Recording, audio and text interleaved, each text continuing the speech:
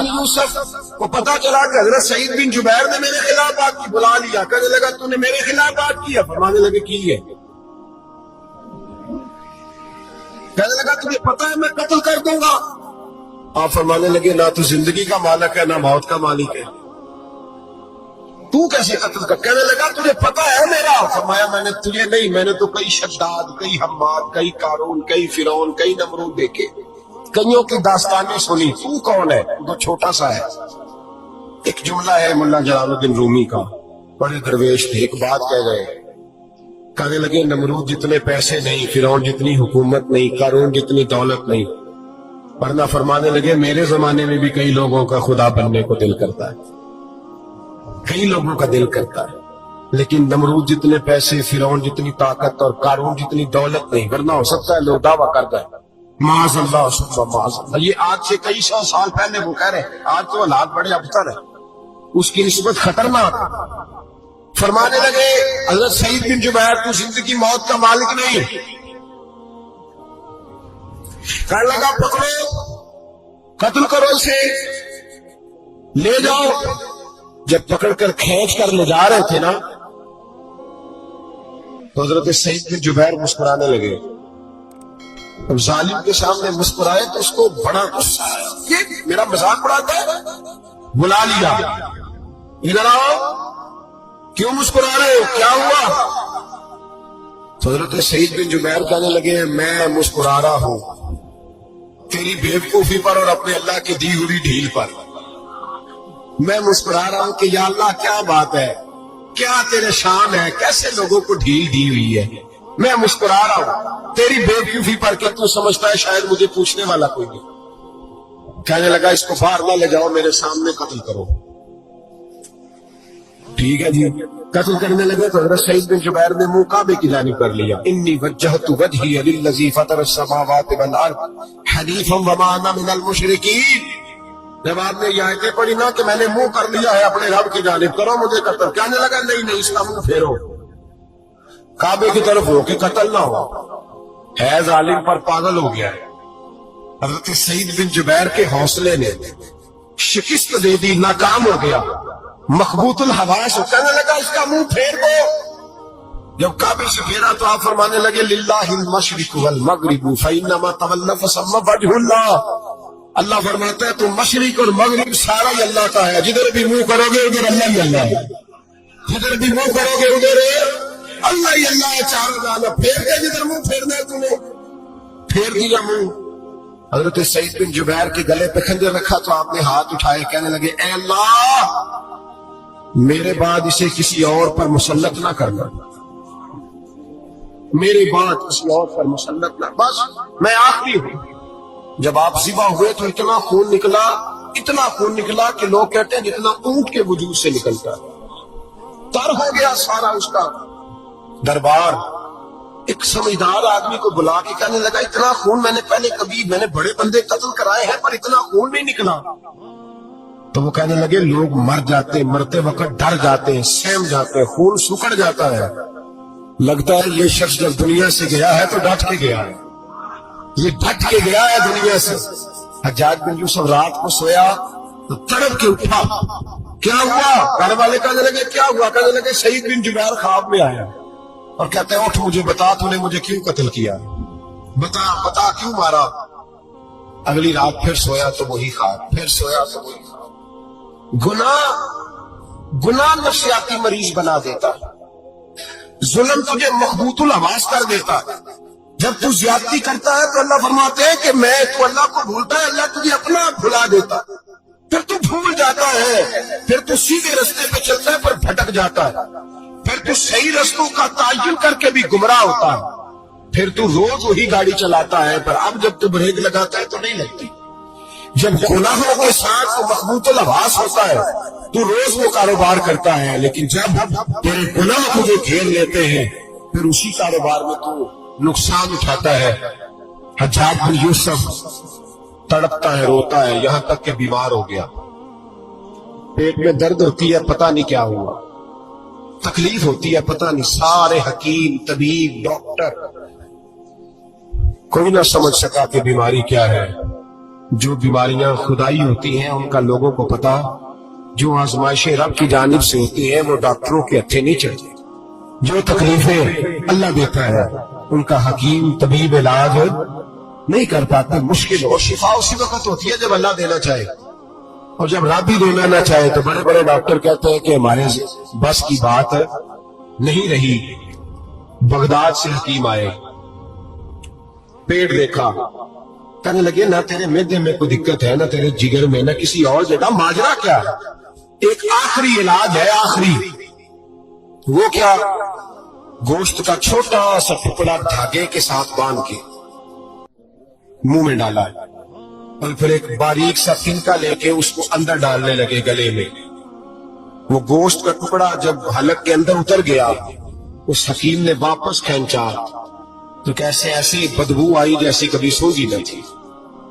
جانور کیڑے مکوڑے لگے ہوئے باہر نکلے، اور جب دیکھا تو جتنے محل میں لوگ بیٹھے تھے چلاتے ہوئے نکل گئے کہ یہ کیا مصیبتیں ہیں۔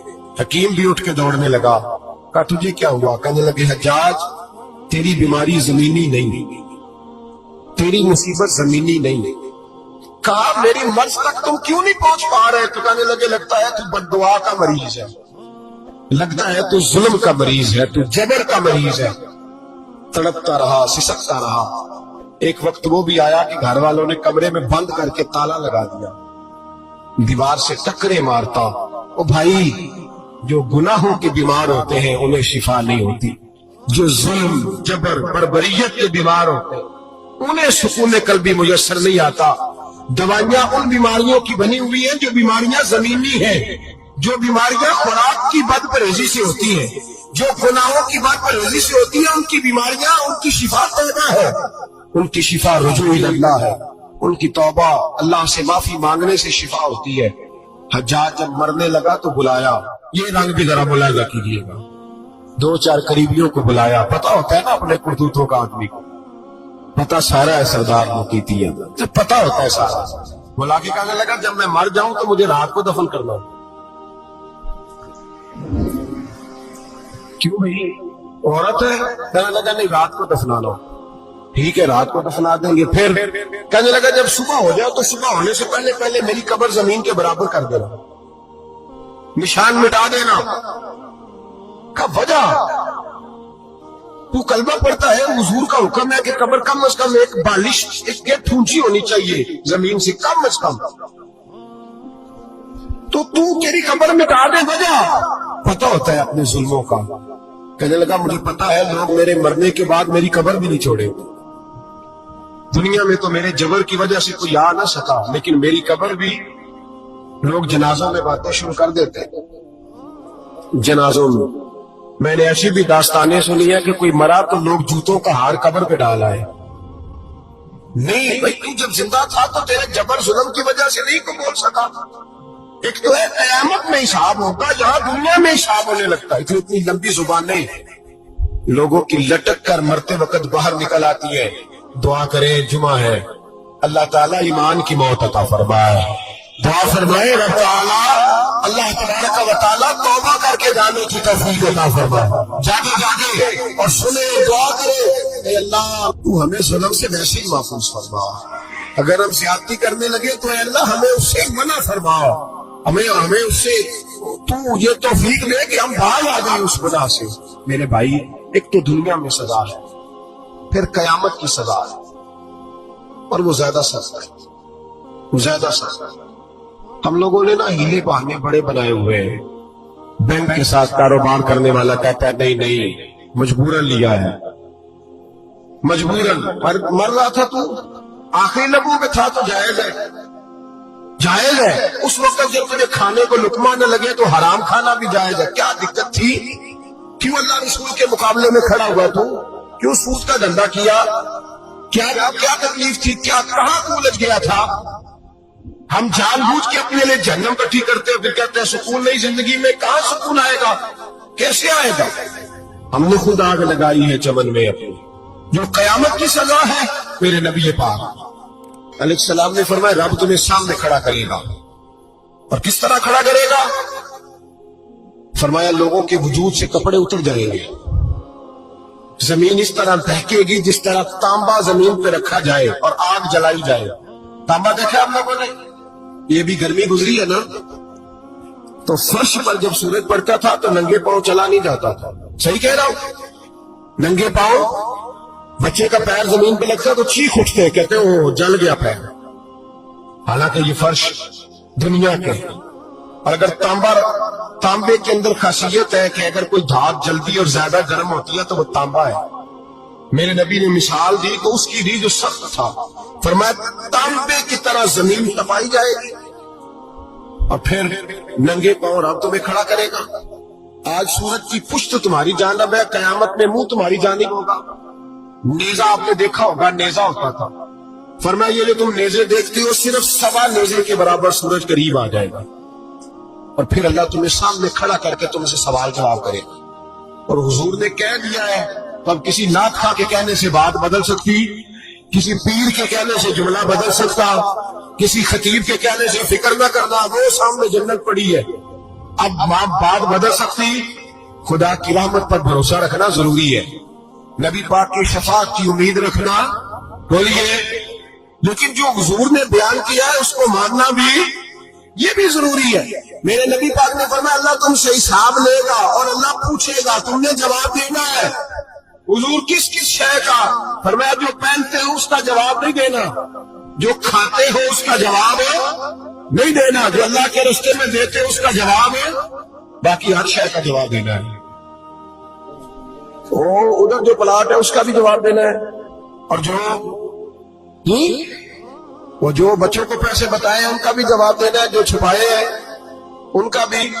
ثم لتسألن یومئذ عن النعیم. جو کمیٹی اپنے محلے میں ڈالی ہے اس کا بھی جواب دینا ہے، جو سسرال کے علاقے میں ابا جی سے چوری ڈالی ہوئی ہے اس کا جواب بھی، سب کا جواب دینا ہے. تمام حساب کتاب. اور اللہ فرماتے ہیں میں سامنے کھڑا کر کے ہر سوال کا تم سے جواب، تجھے ہر سوال کا جواب صاحب. اچھا یہ جو بڑے لوگ تھے وہ حساب سے ڈرتے تھے، ہم چھوٹے لوگ ہیں ہم حساب سے ہم نہیں ڈرتے، ہم کہتے ہیں دیکھی جائے گی. بڑے لوگ جو تھے وہ حساب سے. حضرت ابو بکر صدیق دعا کرایا کرتے تھے، دعا کرو اللہ مجھ سے حساب نہ پوچھے. حضرت عمر فاروق رضی اللہ تعالیٰ عنہ اپنے بیٹے سے کہتے تھے بیٹا اپنے باپ کے لیے رحمت کی دعا کرنا، میں درگزر والا ہوں، میں حساب والا کوئی نہیں. بڑے لوگ ڈرتے تھے. بڑے لوگ حضرت عثمان غنی قبر پہ کھڑے ہوتے تھے تو داڑھی آنسوؤں سے بھیگ جاتی. غلام کہتے ہیں حضور 3 دفعہ نبی پاک نے آپ کو جنت کی بشارت دی ہے، 3 دفعہ بشارت دی ہے تو آپ کیوں اتنا روتے ہیں؟ عثمان غنی فرماتے جس رسول نے مجھے جنتی کہا ہے اسی محبوب نے مجھے فرمایا تھا عثمان قبر آخرت کی منزلوں میں سے پہلی منزل ہے. اور آپ فرماتے میرے تو کمرے میں دیا گل ہو جائے تو مجھے ڈر لگتا ہے، اس میں تو مکمل اندھیرا ہے. آپ فرماتے کھڑکیاں بند ہو تو دم گھٹنے لگتا ہے، اس کو تو دروازہ ہی کوئی نہیں، روشن دان تک نہیں.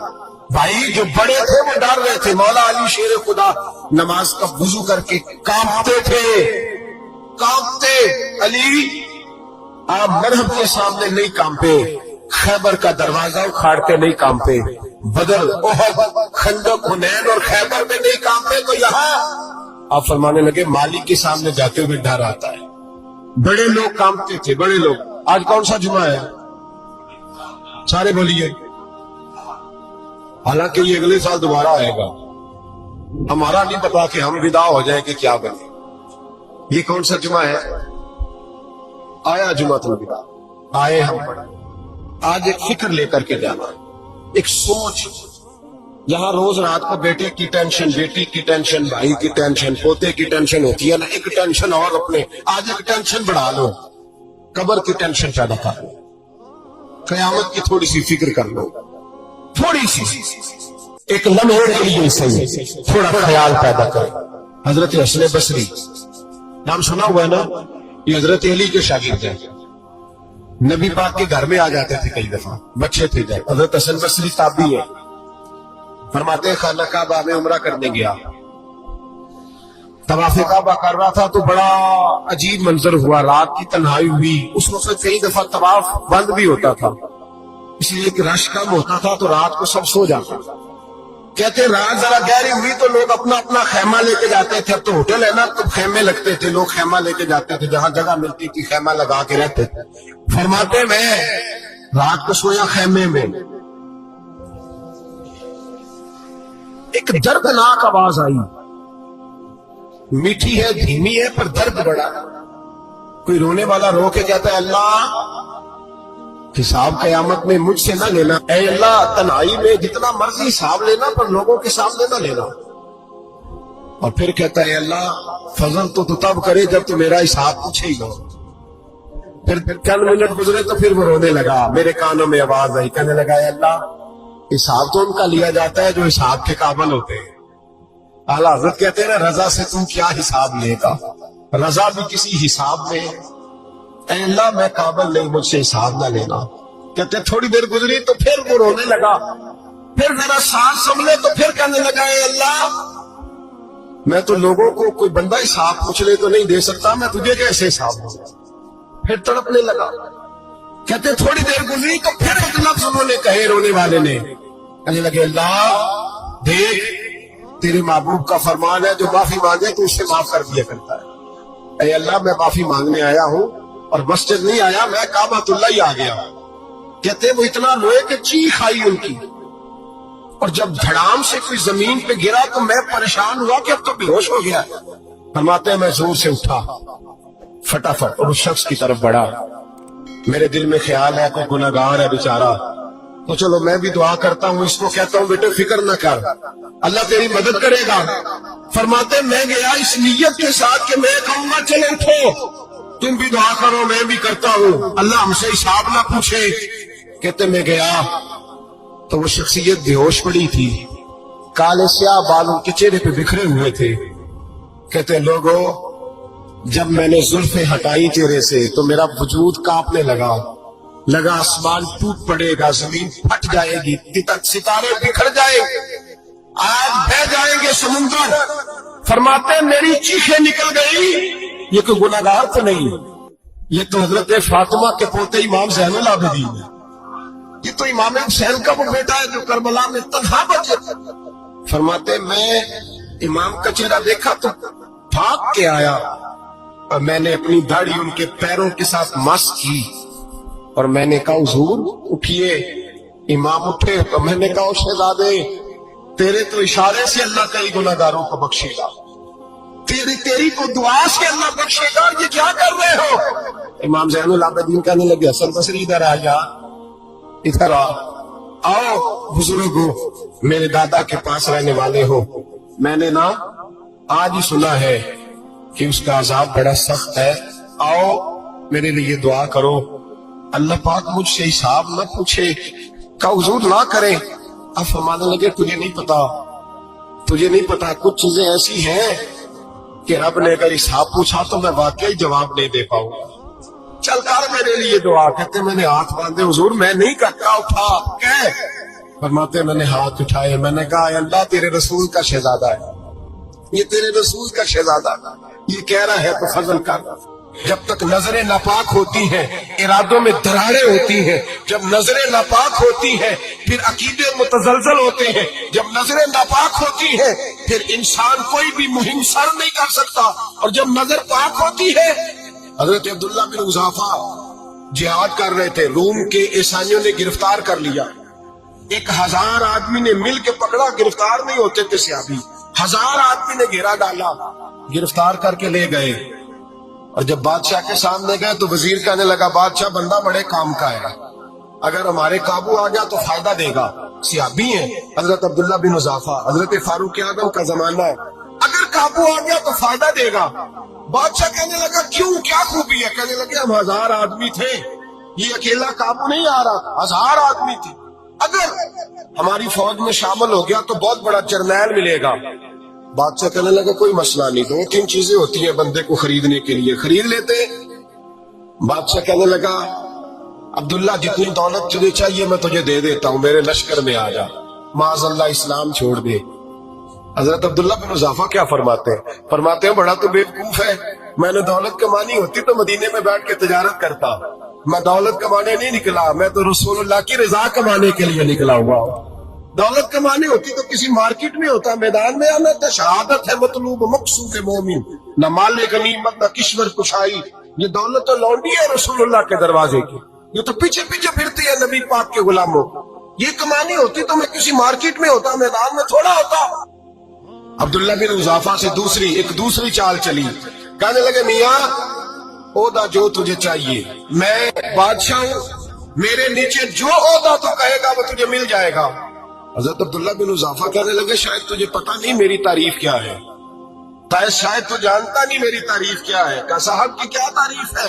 कहने लगे मैं रसूलुल्लाह का सहाबी हूँ और कायनात में सबसे बड़ा ओदा मुस्तफा के सहाबी होने का होता है। सहाबा वो सहाबा थे जिनकी हर सुबह ईद होती थी, खुदा का कुर्ब हासिल था, नबी की दीद होती थी। फरमाया मैंने हुजूर के जलवे देखे हुए हैं, मुझे ओहदे की जरूरत ही नहीं, और मैंने ओहदा लेना होता तो मैं सियासत करता, मैं तो शहादत लेने निकला हूं मैदान में, ओहदे का मैंने क्या करना है। अब बादशाह कहने लगा इसे कत्ल कर दो। वजीर कहने लगा नहीं, एक बात और है, मुझे एक चाल और चलने दो। कहा वो क्या? कहने लगे मेरी बेटी बड़ी खूबसूरत है, मुझे मौका दो अपनी बेटी को सजा बना के। वो जवान जिसकी जवानी इतनी बड़ी है कि 1000 आदमी मुकाबले में खड़ा नहीं होता, उस जवान के कमरे में रात की तन्हाई में बना सवार के बीबी को भेजा। वो बीबी कहती है मैं सारी रात बन सवर के इस सहाबी के कमरे में बैठी रही, लेकिन ये क्या शख्स था, सारी रात ही मुसल्ले पे बैठा रहा, सारी रात ही। कुछ देर थक जाता तो ये करीम रसूल पे दरूद पढ़ना शुरू कर देता। बीबी कहती है सहरी हो गई तो मैंने छू के देखा कि इंसान है कि जिन्न है, ये बंदा है कि फरिश्ता है, छू के देखा। कहने लगे पीछे हट जा। मैंने तो सुना था तू 1000 के मुकाबले में है और तू इतना बेहिस है कि बनी सवरी दुल्हन बैठी है, तूने नजर नहीं की। अब्दुल्ला बिन हुज़ाफा, बीबी कहती है नजर फिर नहीं उठाई, नजर फिर झुकी हुई है। कहने लगे बीबी मैं मजबूर हूँ, अब मेरे ऊपर कोई हुस्न नहीं चलता, मैंने जलवाए बद्दुहा का दीदार किया हुआ है, अब मेरी निगाहों में जचता नहीं कोई, इसलिए कि जैसे मेरे सरकार है ऐसा नहीं कोई।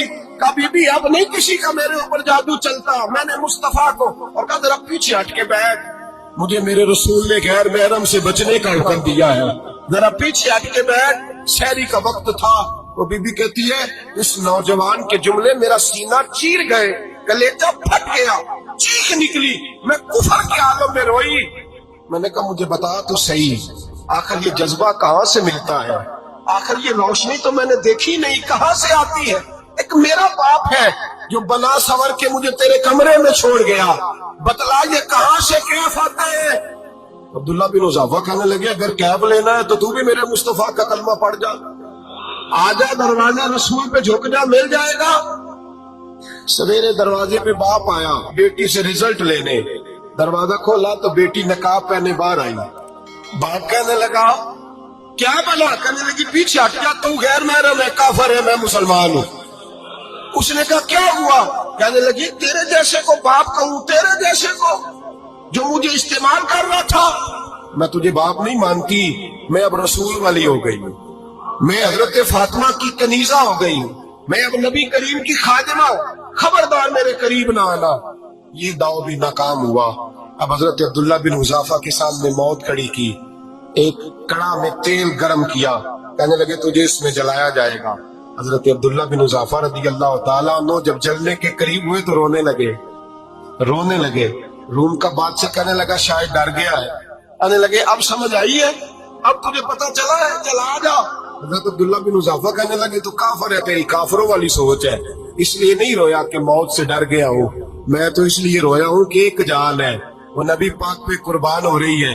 काश रब मुझे 1000 जान देता, मैं सारी मुस्तफा पे कुर्बान कर देता। फाज़िल बरेलवी फरमाते हैं करूँ तेरे नाम पे जा फिदा, न बस एक जान दो जहां फिदा, और मेरा 2 जहां से भी नहीं जी भरा, मैं करूँ क्या कि करोड़ों जहां नहीं। मियां साहब फरमाते हैं वो कच्चा रंग ललारी वाला जेड़ा चढ़दा लैंदा रहिंदा, ए इश्क तेरे दा रंग मुहम्मद चढ़ जाए फेर नहीं लैंदा, इश्क तेरे दा रंग मुहम्मद चढ़ जाए फेर ये नहीं लेंदा। मेरे भाई वो रूम का बादशाह कहने लगा दुनिया मैंने भी बड़ी देखी है, پر جیسے پاک صاف مصطفیٰ کے غلام دیکھے ایسا میں نے کوئی نہیں دیکھا۔ اور بھائیو، نظر پاک ہو، روح پاک ہو، مزاج پاک ہو، پھر انسان بڑے بڑے کام کرتا ہے، پھر وہ مہمات کو سر کرتا ہے، پھر وہ صرف ایک گھر کے لیے نہیں، وہ ملت کے لیے فائدہ مند ہوتا ہے، پھر وہ گھرانوں کو لے کر چلتا ہے، پھر وہ بڑے بڑے معاشرے تشکیل دیتا ہے۔ میرے رسول کریم صلی اللہ علیہ وسلم نے پاک صاف ذہن کے لوگ تیار کیے۔ حضرت مرثد فرماتے ہیں میں ایک عورت پہ عاشق تھا، جب کلمہ پڑھا نبی پاک نے میری پشت پہ ہاتھ پھیرا، میں نے کہا حضور کوئی نصیحت؟ نبی پاک نے فرمایا نظر کو پاک رکھنا۔ آپ فرماتے ہیں عورتیں میرے پیچھے بھاگا کرتی تھی اور مجھے کہا کرتی تھی اب تو دیکھتا کیوں نہیں؟ تو میں نے کہا پتا مجھے بھی نہیں، مصطفیٰ کی ایک نظر ہوئی ہے، رب نے سارے محل کو چہل دور فرما دیے، سارا کچھ ہی بدل گیا۔ ملت کے جوانوں یاد رکھو اس بات کو، یہ پاکیزگی یہ نظر، یہ پاکیزگی یہ مزاج، یہ انسان سے بڑے کام کرا لیتی ہے، اور اگر تیری نظر ناپاک رہتی ہے پھر تو کچھ نہیں کر سکتا، پھر تیری زندگی ایک ایسے قید خانے میں قید ہو گئی ہے جو تجھے 2 قدم بھی نہیں چلنے دے گی۔ سب سے پہلے مزاج کی پاکیزگی، اور دوسرا اصلاح معاشرہ کے لیے اہم درس یہ ہے اپنے آپ کو پاک صاف رکھیں، ذہنی طور پر، نظریاتی طور پر، اور دوسرا درس یہ ہے میرے بھائی ظلم اور زیادتی سے بچیں، پاک صاف رہ کے وقت شروع کریں، اور کسی جگہ بھی کوئی زیادتی کوئی ظلم، میرے نبی کریم صلی اللہ علیہ وسلم کے مزاج کو اگر آپ دیکھیں گے نا، ہمارے معاشرے میں آج سب سے زیادہ زیادتی پتہ کون سی ہوتی ہے؟ لوگ عزتیں پامال کرتے ہیں، بدگمانیاں کرتے ہیں۔ ابو جہل یہ کام کرتا تھا کہ وہ نبی پاک صلی اللہ علیہ وسلم پر، صحابہ پر معاذ اللہ شخصی اعتراضات کرتا تھا، شخصی۔ عزیزو، جب آدمی کا کسی سے اختلاف ہوتا ہے نا، یا کسی کو پسند نہیں کرتا یا کسی کو ریجیکٹ کرنا چاہتا ہے تو شخصی اعتراضات کرتا ہے، نیچے اترتا ہے، کمزور بات کرتا ہے، چھوٹی بات کرتا ہے۔ اور ہمارے زمانے میں تو یہ کام حسد کی وجہ سے ہوتا ہے، بڑے بڑے جماعتیں ٹوٹ جاتی ہیں، ملتوں کا شیرازہ بکھر جاتا ہے، لیکن لوگ اپنی اس حرکت سے باز نہیں آتے، ساری زندگی ذاتی اور نجی اعتراضات کرتے رہے۔ ابو جہل کے اندر ہزاروں عیب پائے جاتے تھے، شرابی بھی تھا، بدکار بھی تھا، بے حیا بھی تھا، ظالم بھی تھا۔ میرے نبی پاک صلی اللہ علیہ وسلم نے اسے دین کا پیغام دیا ہے، لیکن تاریخ کی کسی کتاب میں آپ کو یہ نہیں ملے گا کہ حضور نے کبھی اس کی شخصیت پر اعتراض کیا ہو۔ یہ فرمایا ہے کہ بڑا فرعون ہے اس امت کا، لیکن نیچے اتر کر کبھی اس کی ذاتی اور شخصی زندگی پر کوئی زیادتی صحابہ کی طرف سے اور نبی پاک کی طرف سے، بہت بڑی بات سمجھا رہا ہوں اگر آپ کی سمجھ میں آئے، ہم ذاتیات پر اترتے، ذات پر اتر کر زیادتی کرتے، ذات پر۔ ہمارا اب ظلم نجی سطح سے شروع ہو رہا ہے اور پوری ملت کو لپیٹ میں لے رہا ہے، پوری ملت کو چھوٹی چھوٹی زیادتی ہیں جو پورے معاشرے کو اپنی لپیٹ میں لیتی ہیں۔ میرے نبی کریم علیہ السلام نے جو دین ہمیں دیا ہے وہ خیر خواہی کا مذہب ہے، وہ بھلا کرنے کا مذہب ہے، وہ کام آنے کا مذہب ہے، وہ ظلم سے بچنے کا مذہب ہے۔ میرے نبی پاک نے فرمایا ظلم سے بچ جانا، قیامت کے اندھیروں میں جو بڑا اندھیرا ہوگا وہ ظلم ہوگا۔ اصلاح معاشرہ کانفرنس کا پہلا سبق میں نے عرض کیا کہ نظر کو، ذہن کو، سوچ کو پاک رکھیں، اور دوسرا زندگی میں کبھی زیادتی نہ کریں، کبھی بھی اپنے مخالف پر بھی کبھی شخصی، ذاتی اور نجی اعتراضات نہ کریں۔ یہ انسان کے اندر کا ظلم ہوتا ہے، ہمارے گھروں کے اندر سے ظلم جنم لینے لگا ہے۔ روز بہو پہ تیل چھڑکا جاتا ہے، روز کسی نہ کسی شہر سے، اپنے ہی گھر سے، اپنے ہی چراغ کو بند کرنے کی خبر نکلتی ہے، سڑکوں پہ، چوکوں پہ، چوراہوں پہ غریب مسلے جاتے ہیں، جس کے ہاتھ جہاں تک پہنچتے ہیں وہ وہاں تک معاذ اللہ زیادتی کر گزرتا ہے۔ اگر قوم ظلم سے بچنے لگے، زیادتی سے بچنے لگے، تکلیف دینے سے بچنے لگے تو معاشرہ سنور جائے گا۔ میرے رسول کریم علیہ السلام نے اپنے غلاموں سے پوچھا تھا بتاؤ مفلس کون ہوتا ہے؟ کون ہے جس کے پاس کچھ نہیں ہوتا؟ صحابہ نے کہا یا رسول اللہ جس کے پاس پیسے نہ ہو۔ بخاری مسلم متفق علیہ حدیث ہے۔ نبی کریم نے فرمایا نہ بھائی، مفلس تو وہ ہوگا جو قیامت کے دن احد پہاڑ کے برابر نیکیاں لے کے آئے گا۔ یا رسول اللہ اتنی نیکیاں پھر بھی مفلس ہے، پھر بھی غریب ہے؟ تو نبی پاک نے فرمایا نیکیاں پہاڑ کے برابر ہیں پر اس نے چغلیاں بڑی کی ہیں، غیبتیں بڑی کی ہیں، مذاق بڑے اڑائے، اس نے لوگوں پر پھپتیاں بڑی کسی، تانو تشنی بڑے کیے، ظلم بڑے کیے، گالی بڑی، لوگوں کے بارے میں بری باتیں کی۔ اب رب کریم نے وہ ساری نیکیاں ان لوگوں میں بانٹ دی، یہ مفلس ہو گیا، غریب ہو گیا۔ زیادتی نہیں کرے، ظلم نہ کرے، اپنی نجی زندگی سے لے کر گھر کے اندر سے لے کر اجتماعی زندگی تک زیادتی سے بچیں۔ میرے نبی کریم علیہ السلام نے اپنے غلاموں کو یہ درس دیا ہے، دیکھنا کبھی زیادتی نہ ہونے پائے، دیکھنا کہیں ظلم نہ ہونے پائے، دیکھنا کسی شخص کو تمہارے قول فعل سے، تمہارے مزاج سے تکلیف نہ پہنچے۔ میرے بھائیوں، حضرت وہاب ابن منبہ علیہ رحمہ فرماتے ہیں کہ بنی اسرائیل کے اندر ایک بادشاہ محل بنانے جا رہا تھا۔ محل آج بھی جس آدمی کی سوسائٹی کے اندر 2-4 قلعے 2-4 ایکڑ کسی غریب کے آ جائیں، وہ یا تو اسے دھمکاتا ہے یا بلیک میل کرتا ہے، کچھ نہ ہو سکے تو پھر قتل ہی کرا دیتا ہے معاذ اللہ۔ اور یہ خبریں عام ہمیں سننے پڑھنے اور دیکھنے کو ملتی ہیں۔ بادشاہ محل بنانے جا رہا تھا، ایک غریب بی بی رہتی تھی، اس کی جھونپڑی بادشاہ کے محل کے نقشے میں آتی تھی۔ بادشاہ نے کہا بی بی منہ مانگی قیمت لے لو، خالی کر دو یہ مکان۔ بزرگوں کو اپنے جھونپڑیوں سے بڑی دلچسپی ہوتی ہے، بچے سوسائٹیوں میں چلے جاتے ہیں، ابا جی کہتے ہیں مجھے گاؤں میں رہنے دو، میرا یہی دل لگتا ہے، مجھے اس گھر سے دلچسپی ہو گئی۔ اماں کہنے لگی بادشاہ میں یہاں بیاہ کے آئی تھی، خامد انتقال کر گیا، اولاد اللہ نے دی نہیں، میں پکا ہوا پھل گر جاؤں گی تو تیرا ہی ہے، لیکن مجھے اس آشیانے میں رہنے دے، یہ گھونسلہ میں نے تنکا کر کے بنایا ہے، مجھے رہنے دے، نہ مجھے نکال۔ کہنے لگا میرا نقشہ خراب ہوتا ہے۔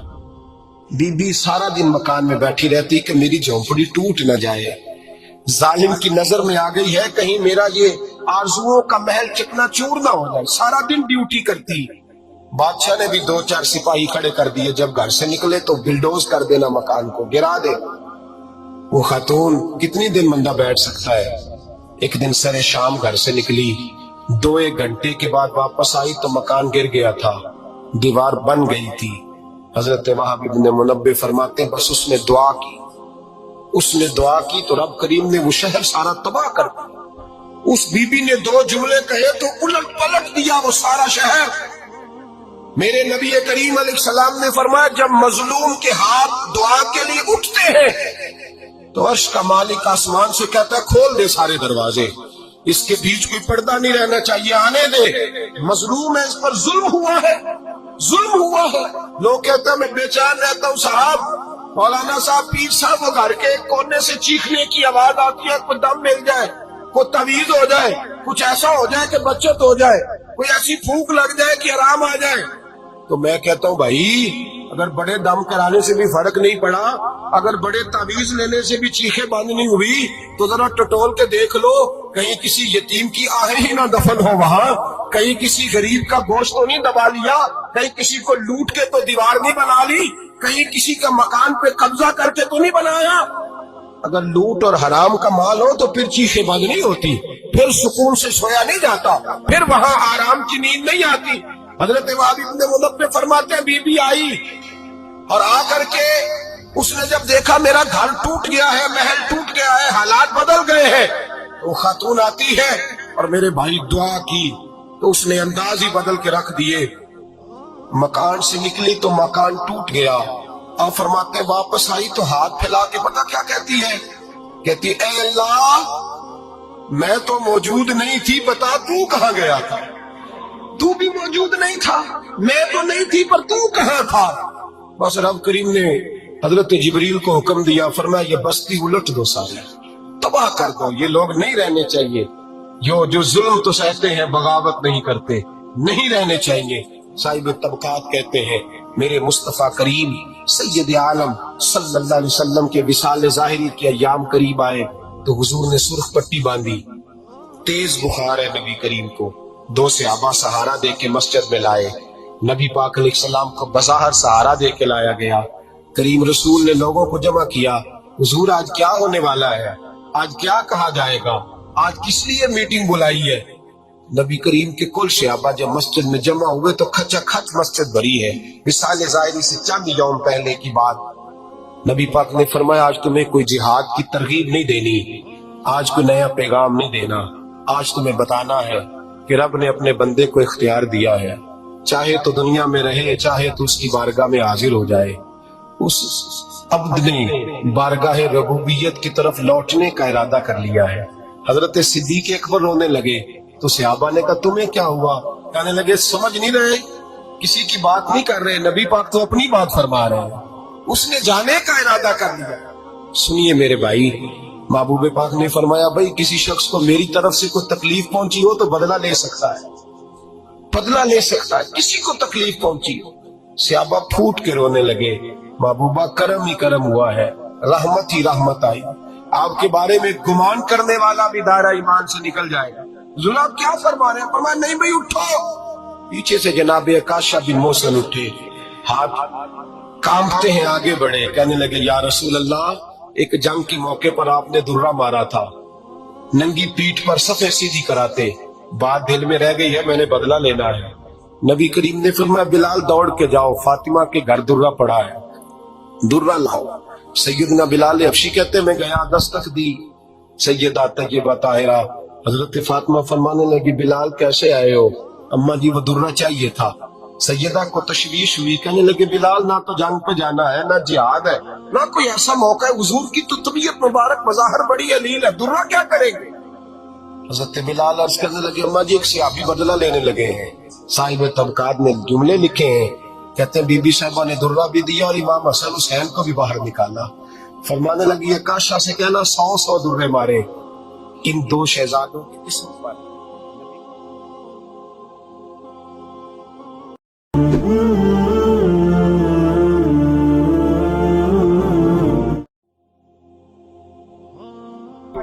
حجاج بن یوسف کو پتا چلا کہ حضرت سعید بن جبیر نے میرے خلاف بات کی، بلا لیا، کہنے لگا تو نے میرے خلاف بات کی ہے؟ فرمانے لگے کی ہے۔ کہنے لگا تجھے پتا ہے میں قتل کر دوں گا؟ آپ فرمانے لگے نہ تو زندگی کا مالک ہے نہ موت کا مالک ہے، تو کیسے قتل کر؟ کہنے لگا تجھے پتا ہے میرا؟ فرمایا میں نے تجھے نہیں، میں نے تو کئی شداد، کئی حماد، کئی قارون، کئی فرعون، کئی نمرود دیکھے، کئیوں کی داستانیں سنی، تو کون ہے؟ تو چھوٹا سا ہے۔ ایک جملہ ہے ملا جلال الدین رومی کا، بڑے درویش تھے، ایک بات کہہ گئے، کہنے لگے نمرود جتنے پیسے نہیں، فرعون جتنی حکومت نہیں، قارون جتنی دولت نہیں، ورنہ فرمانے لگے میرے زمانے میں بھی کئی لوگوں کا خدا بننے کو دل کرتا ہے، کئی لوگوں کا دل کرتا ہے، لیکن نمرود جتنے پیسے، فرعون جتنی طاقت اور قارون جتنی دولت نہیں، ورنہ ہو سکتا ہے لوگ دعویٰ کر گئے معاذ اللہ ثم معاذ اللہ۔ یہ آج سے کئی 100 سال پہلے وہ کہہ رہے ہیں، آج تو حالات بڑے ابتر ہیں، اس کی نسبت خطرناک۔ فرمانے لگے حضرت سعید بن جبیر تو زندگی موت کا مالک نہیں، کہنے لگا پکڑو، قتل کرو اسے، لے جاؤ۔ جب پکڑ کر کھینچ کر لے جا رہے تھے نا تو حضرت سعید بن جبیر مسکرانے لگے، اب ظالم کے سامنے مسکرائے تو اس کو بڑا غصہ آیا، یہ میرا مذاق اڑاتا ہے، بلا لیا، ادھر آؤ، کیوں مسکرا رہے ہو، کیا ہوا؟ تو حضرت سعید بن جبیر کہنے لگے میں مسکرا رہا ہوں تیری بیوقوفی پر اور اپنے اللہ کی دی ہوئی ڈھیل پر، میں مسکرا رہا ہوں کہ یا اللہ کیا بات ہے، کیا تیرے شان ہے، کیسے لوگوں کو ڈھیل دی ہوئی ہے، میں مسکرا رہا ہوں تیری بیوقوفی پر کہ تو سمجھتا ہے شاید مجھے پوچھنے والا کوئی نہیں۔ کہنے لگا اس کو باہر نہ لے جاؤ، میرے سامنے قتل کرو۔ ٹھیک ہے جی، قتل کرنے لگے تو حضرت سعید بن جبیر نے منہ کعبے کی جانب کر لیا، انی وجہت وجہی للذی فطر السماوات والارض حنیفا وما انا من المشرکین۔ جب آپ نے یہ آیتیں پڑھی نا کہ میں نے منہ کر لیا ہے اپنے رب کی جانب، کرو مجھے قتل، کہنے لگا نہیں نہیں، اس کا منہ پھیرو، کعبے کی طرف ہو کہ قتل نہ ہو، ہے ظالم پر پاگل ہو گیا ہے۔ حضرت سعید بن جبیر کے حوصلے نے شکست دے دی، ناکام ہو گیا، مخبوط الحواس، کہنے لگا اس کا منہ پھیر دو۔ جب کعبے سے پھیرا تو آپ فرمانے لگے للہ المشرق والمغرب فانما تولوا فثم وجہ اللہ۔ اللہ فرماتا ہے تو مشرق اور مغرب سارا ہی اللہ کا ہے، جدھر بھی منہ کرو گے ادھر اللہ ہی اللہ ہے، جدھر بھی منہ کرو گے ادھر اللہ ہی اللہ ہے، چاروں جانا پھیر دے، جدھر منہ پھیرنا ہے تمہیں، پھیر دیا منہ۔ حضرت سعید بن جبیر کے گلے پہ خنجر رکھا تو آپ نے ہاتھ اٹھائے، کہنے لگے اے اللہ میرے بعد اسے کسی اور پر مسلط نہ کرنا، میرے بعد کسی اور پر مسلط نہ، بس میں آخری ہوں۔ جب آپ ذبح ہوئے تو اتنا خون نکلا اتنا خون نکلا کہ لوگ کہتے ہیں جتنا اونٹ کے وجود سے نکلتا ہے، تر ہو گیا سارا اس کا دربار۔ ایک سمجھدار آدمی کو بلا کے کہنے لگا اتنا خون میں نے بڑے بندے قتل کرائے ہیں پر اتنا خون نہیں نکلا۔ تو وہ کہنے لگے لوگ مر جاتے ہیں، مرتے وقت ڈر جاتے ہیں، سہم جاتے ہیں، خون سکڑ جاتا ہے۔ لگتا ہے یہ شخص جب دنیا سے گیا ہے تو ڈٹ کے گیا ہے، یہ ڈٹ کے گیا ہے دنیا سے۔ حجاج بن یوسف رات کو سویا تو تڑپ کے اٹھا، کیا ہوا؟ گھر والے کہنے لگے کیا ہوا؟ کہنے لگے سعید بن جبیر خواب میں آیا اور کہتے ہیں اٹھ مجھے بتا تو نے مجھے کیوں قتل کیا، بتا کیوں مارا۔ اگلی رات پھر سویا تو وہی خواب، پھر سویا تو وہی خواب۔ گناہ نفسیاتی مریض بنا دیتا ہے، ظلم تجھے مخبوط الحواس کر دیتا ہے۔ جب تو زیادتی کرتا ہے تو اللہ فرماتے ہیں کہ تو اللہ کو بھولتا ہے، اللہ تجھے اپنا بھلا دیتا ہے، پھر تو بھول جاتا ہے، پھر تو سیدھے رستے پہ چلتا ہے پر بھٹک جاتا ہے، پھر تو صحیح رستوں کا تعین کر کے بھی گمراہ ہوتا ہے، پھر تو روز وہی گاڑی چلاتا ہے پر اب جب تو بریک لگاتا ہے تو نہیں لگتی۔ جب گناہوں کے ساتھ تو مخبوط الحواس ہوتا ہے تو روز وہ کاروبار کرتا ہے، لیکن جب تیرے گناہ تجھے گھیر لیتے ہیں پھر اسی کاروبار میں تو نقصان اٹھاتا ہے۔ حجاج بن یوسف تڑپتا ہے، روتا ہے، یہاں تک کہ بیمار ہو گیا، پیٹ میں درد ہوتی ہے، پتہ نہیں کیا ہوا، تکلیف ہوتی ہے، پتہ نہیں۔ سارے حکیم، طبیب، ڈاکٹر کوئی نہ سمجھ سکا کہ بیماری کیا ہے۔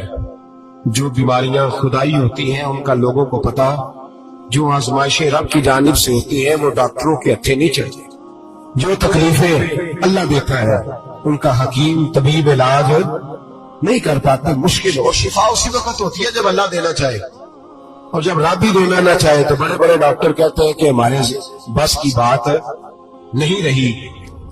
بغداد سے حکیم آئے، پیٹ دیکھا، کہنے لگے نہ تیرے معدے میں کوئی دقت ہے، نہ تیرے جگر میں، نہ کسی اور جگہ، ماجرا کیا ہے؟ ایک آخری علاج ہے، آخری، وہ کیا؟ گوشت کا چھوٹا سا ٹکڑا دھاگے کے ساتھ باندھ کے منہ میں ڈالا اور پھر ایک باریک سا تنکا لے کے اس کو اندر ڈالنے لگے گلے میں۔ وہ گوشت کا ٹکڑا جب حلق کے اندر اتر گیا اس حکیم نے واپس کھینچا تو کیسے ایسی بدبو آئی جیسی کبھی سونگی نہ تھی۔ جانور کیڑے مکوڑے لگے ہوئے باہر نکلے اور جب دیکھا تو جتنے محل میں لوگ بیٹھے تھے چلاتے ہوئے نکل گئے کہ یہ کیا مصیبتیں ہیں۔ حکیم بھی اٹھ کے دوڑنے لگا، کہا تجھے کیا ہوا؟ کہنے لگے حجاج تیری بیماری زمینی نہیں، تیری مصیبت زمینی نہیں۔ کہا میری مرض تک تم کیوں نہیں پہنچ پا رہے؟ تو کہنے لگے لگتا ہے تو بد دعا کا مریض ہے، لگتا ہے تو ظلم کا مریض ہے، تو جبر کا مریض ہے۔ تڑپتا رہا، سسکتا رہا۔ ایک وقت وہ بھی آیا کہ گھر والوں نے کمرے میں بند کر کے تالا لگا دیا، دیوار سے ٹکرے مارتا۔ او بھائی، جو گناہوں کے بیمار ہوتے ہیں انہیں شفا نہیں ہوتی، جو ظلم، جبر، بربریت کے بیمار ہوتے ہیں انہیں سکون قلبی میسر نہیں آتا۔ دوائیاں ان بیماریوں کی بنی ہوئی ہیں جو بیماریاں زمینی ہیں، جو بیماریاں خوراک کی بد پرہیزی سے ہوتی ہیں، جو گناہوں کی بد پرہیزی سے ہوتی ہیں، ان کی بیماریاں، ان کی شفا توبہ ہے، ان کی شفا رجوع اللہ ہے، ان کی توبہ اللہ سے معافی مانگنے سے شفا ہوتی ہے۔ حجاج جب مرنے لگا تو بلایا، یہ رنگ بھی ذرا ملاحظہ کیجیے گا، دو چار قریبیوں کو بلایا، پتا ہوتا ہے نا اپنے کرتوتوں کا آدمی کو، پتا سارا ہے سردار موتی ہے، تو پتا ہوتا ہے سارا۔ بلا کے کہنے لگا جب میں مر جاؤں تو مجھے رات کو دفن کرنا۔ کیوں بھائی عورت ہے؟ کہنے لگا نہیں رات کو دفنانا۔ ٹھیک ہے رات کو دفنا دیں گے۔ پھر کہنے لگا جب صبح ہو جائے تو صبح ہونے سے پہلے پہلے میری قبر زمین کے برابر کر دینا، نشان مٹا دینا۔ کا وجہ تو کلمہ پڑھتا ہے، حضور کا حکم ہے کہ قبر کم از کم ایک بالش، ایک گیٹ اونچی ہونی چاہیے زمین سے کم از کم، تو تیری قبر مٹا دے وجہ۔ پتا ہوتا ہے اپنے ظلموں کا۔ کہنے لگا مجھے پتا ہے لوگ میرے مرنے کے بعد میری قبر بھی نہیں چھوڑیں گے، دنیا میں تو میرے جبر کی وجہ سے کوئی آ نہ سکا، لیکن میری قبر بھی لوگ جنازوں میں باتیں شروع کر دیتے ہیں۔ جنازوں میں نے ایسی بھی داستانیں سنی ہے کہ کوئی مرا تو لوگ جوتوں کا ہار قبر پہ ڈال آئے، نہیں بھائی، تو جب زندہ تھا تو تیرے جبر ظلم کی وجہ سے نہیں کو بول سکا. ایک تو ہے قیامت میں حساب ہوگا، یہاں دنیا میں حساب ہونے لگتا ہے. اتنی لمبی زبانیں لوگوں کی لٹک کر مرتے وقت باہر نکل آتی ہے. دعا کریں، جمعہ ہے، اللہ تعالیٰ ایمان کی موت عطا فرمائے. دعا فرمائے رب تعالیٰ، اللہ تبارک و تعالیٰ توبہ کر کے جانے کی توفیق عطا فرمائے. جاگے جاگے اور سنے، دعا کرے، اے اللہ تو ہمیں ظلم سے ویسے ہی محفوظ فرما. اگر ہم زیادتی کرنے لگے تو اے اللہ ہمیں اس سے منع فرما. ہمیں اس سے تو یہ توفیق دے کہ ہم باہر آ گئے اس گناہ سے.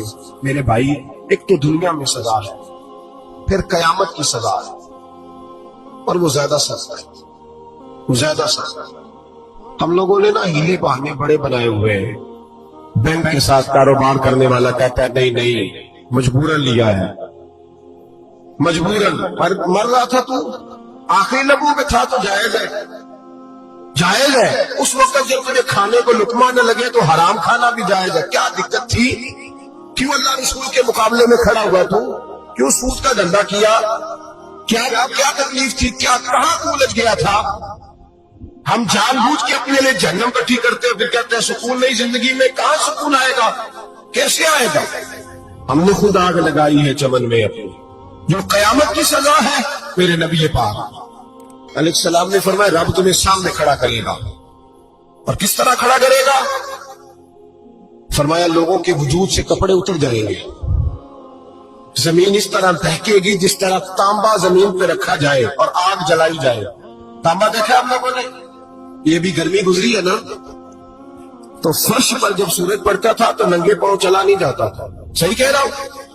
ننگے پاؤں، بچے کا پیر زمین پہ لگتا تو چیخ اٹھتے، کہتے وہ جل گیا پیر. حالانکہ یہ فرش دنیا کے. اور اگر تانبے کے اندر خاصیت ہے کہ اگر کوئی دھات جلدی اور زیادہ گرم ہوتی ہے تو وہ تانبا ہے. میرے نبی نے مثال دی تو اس کی بھی جو سخت تھا، فرمایا تانبے کی طرح زمین تپائی جائے گی اور پھر ننگے پاؤں رب تمہیں کھڑا کرے گا. آج سورج کی پشت تمہاری جانب ہے، قیامت میں منہ تمہاری جانب ہوگا. نیزہ آپ نے دیکھا ہوگا، نیزہ ہوتا تھا. فرمایا یہ جو تم نیزے دیکھتے ہو صرف 1.25 نیزے کے برابر سورج قریب آ جائے گا، اور پھر اللہ تمہیں سامنے کھڑا کر کے تم سے سوال جواب کرے گا. اور حضور نے کہہ دیا ہے تو اب کسی نعت خواہ کے کہنے سے بات بدل سکتی، کسی پیر کے کہنے سے جملہ بدل سکتا، کسی خطیب کے کہنے سے فکر نہ کرنا، وہ سامنے جنت پڑی ہے. اب بات بدل سکتی. خدا کی رحمت پر بھروسہ رکھنا ضروری ہے، نبی پاک کی شفاعت کی امید رکھنا. بولیے. لیکن جو حضور نے بیان کیا ہے اس کو ماننا بھی یہ بھی ضروری ہے. میرے نبی پاک نے فرمایا اللہ تم سے حساب لے گا اور اللہ پوچھے گا، تم نے جواب دینا ہے. حضور کس کس شے کا؟ فرمایا جو پہنتے ہو اس کا جواب نہیں دینا، جو کھاتے ہو اس کا جواب نہیں دینا، جو اللہ کے رستے میں دیتے ہو اس کا جواب ہے، باقی ہر شے کا جواب دینا ہے. ادھر جو پلاٹ ہے اس کا بھی جواب دینا ہے، اور جو بچوں کو پیسے بتائے ہیں ان کا بھی جواب دینا ہے، جو چھپائے ہیں ان کا بھی. ثم لتسألن یومئذ عن النعیم. جو کمیٹی اپنے محلے میں ڈالی ہے اس کا بھی جواب دینا ہے، جو سسرال کے علاقے میں ابا جی سے چوری ڈالی ہوئی ہے اس کا جواب بھی، سب کا جواب دینا ہے، تمام حساب کتاب. اور اللہ فرماتے ہیں میں سامنے کھڑا کر کے ہر سوال کا تم سے جواب ہے، تجھے ہر سوال کا جواب صاحب. اچھا یہ جو بڑے لوگ تھے وہ حساب سے ڈرتے تھے، ہم چھوٹے لوگ ہیں ہم حساب سے ہم نہیں ڈرتے، ہم کہتے ہیں دیکھی جائے گی. بڑے لوگ جو تھے وہ حساب سے. حضرت ابوبکر صدیق دعا کرایا کرتے تھے، دعا کرو اللہ مجھ سے حساب نہ پوچھے. حضرت عمر فاروق رضی اللہ تعالیٰ عنہ اپنے بیٹے سے کہتے تھے بیٹا اپنے باپ کے لیے رحمت کی دعا کرنا، میں درگزر والا ہوں، میں حساب والا کوئی نہیں. بڑے لوگ ڈرتے تھے. بڑے لوگ حضرت عثمان غنی قبر پہ کھڑے ہوتے تھے تو داڑھی آنسوؤں سے بھیگ جاتی. غلام کہتے ہیں حضور 3 دفعہ نبی پاک نے آپ کو جنت کی بشارت دی ہے، 3 دفعہ بشارت دی ہے، تو آپ کیوں اتنا روتے ہیں؟ عثمان غنی فرماتے جس رسول نے مجھے جنتی کہا ہے اسی محبوب نے مجھے فرمایا تھا عثمان قبر آخرت کی منزلوں میں سے پہلی منزل ہے. اور آپ فرماتے میرے تو کمرے میں دیا گل ہو جائے تو مجھے ڈر لگتا ہے، اس میں تو مکمل اندھیرا ہے. آپ فرماتے کھڑکیاں بند ہو تو دم گھٹنے لگتا ہے، اس کو تو دروازہ ہی کوئی نہیں، روشن دان تک نہیں۔ بھائی جو بڑے تھے وہ ڈر رہے تھے۔ مولا علی شیر خدا نماز کا وضو کر کے کانپتے تھے، کانپتے۔ علی آپ مرحب کے سامنے نہیں کانپے، خیبر کا دروازہ اکھاڑ کے نہیں کانپے، بدر، احد، خندق، حنین اور خیبر میں نہیں کانپے، تو یہاں آپ فرمانے لگے مالک کے سامنے جاتے ہوئے ڈر آتا ہے۔ بڑے لوگ کانپتے تھے، بڑے لوگ۔ آج کون سا جمعہ ہے؟ سارے بولیے۔ حالانکہ یہ اگلے سال دوبارہ آئے گا، ہمارا نہیں پتا کہ ہم ودا ہو جائیں کہ کیا بنے۔ یہ کون سا جمعہ ہے؟ آیا جمعہ الوداع، آئے ہم پڑھیں۔ آج ایک فکر لے کر کے جانا، ایک سوچ۔ یہاں روز رات کو بیٹے کی ٹینشن، بیٹی کی ٹینشن، بھائی کی ٹینشن، پوتے کی ٹینشن ہوتی ہے نا، ایک ٹینشن اور اپنے آج ایک ٹینشن بڑھا لو، قبر کی ٹینشن پیدا کر لو، قیامت کی تھوڑی سی فکر کر لو، تھوڑی سی، ایک لمحے کے لیے صحیح تھوڑا خیال پیدا کرے۔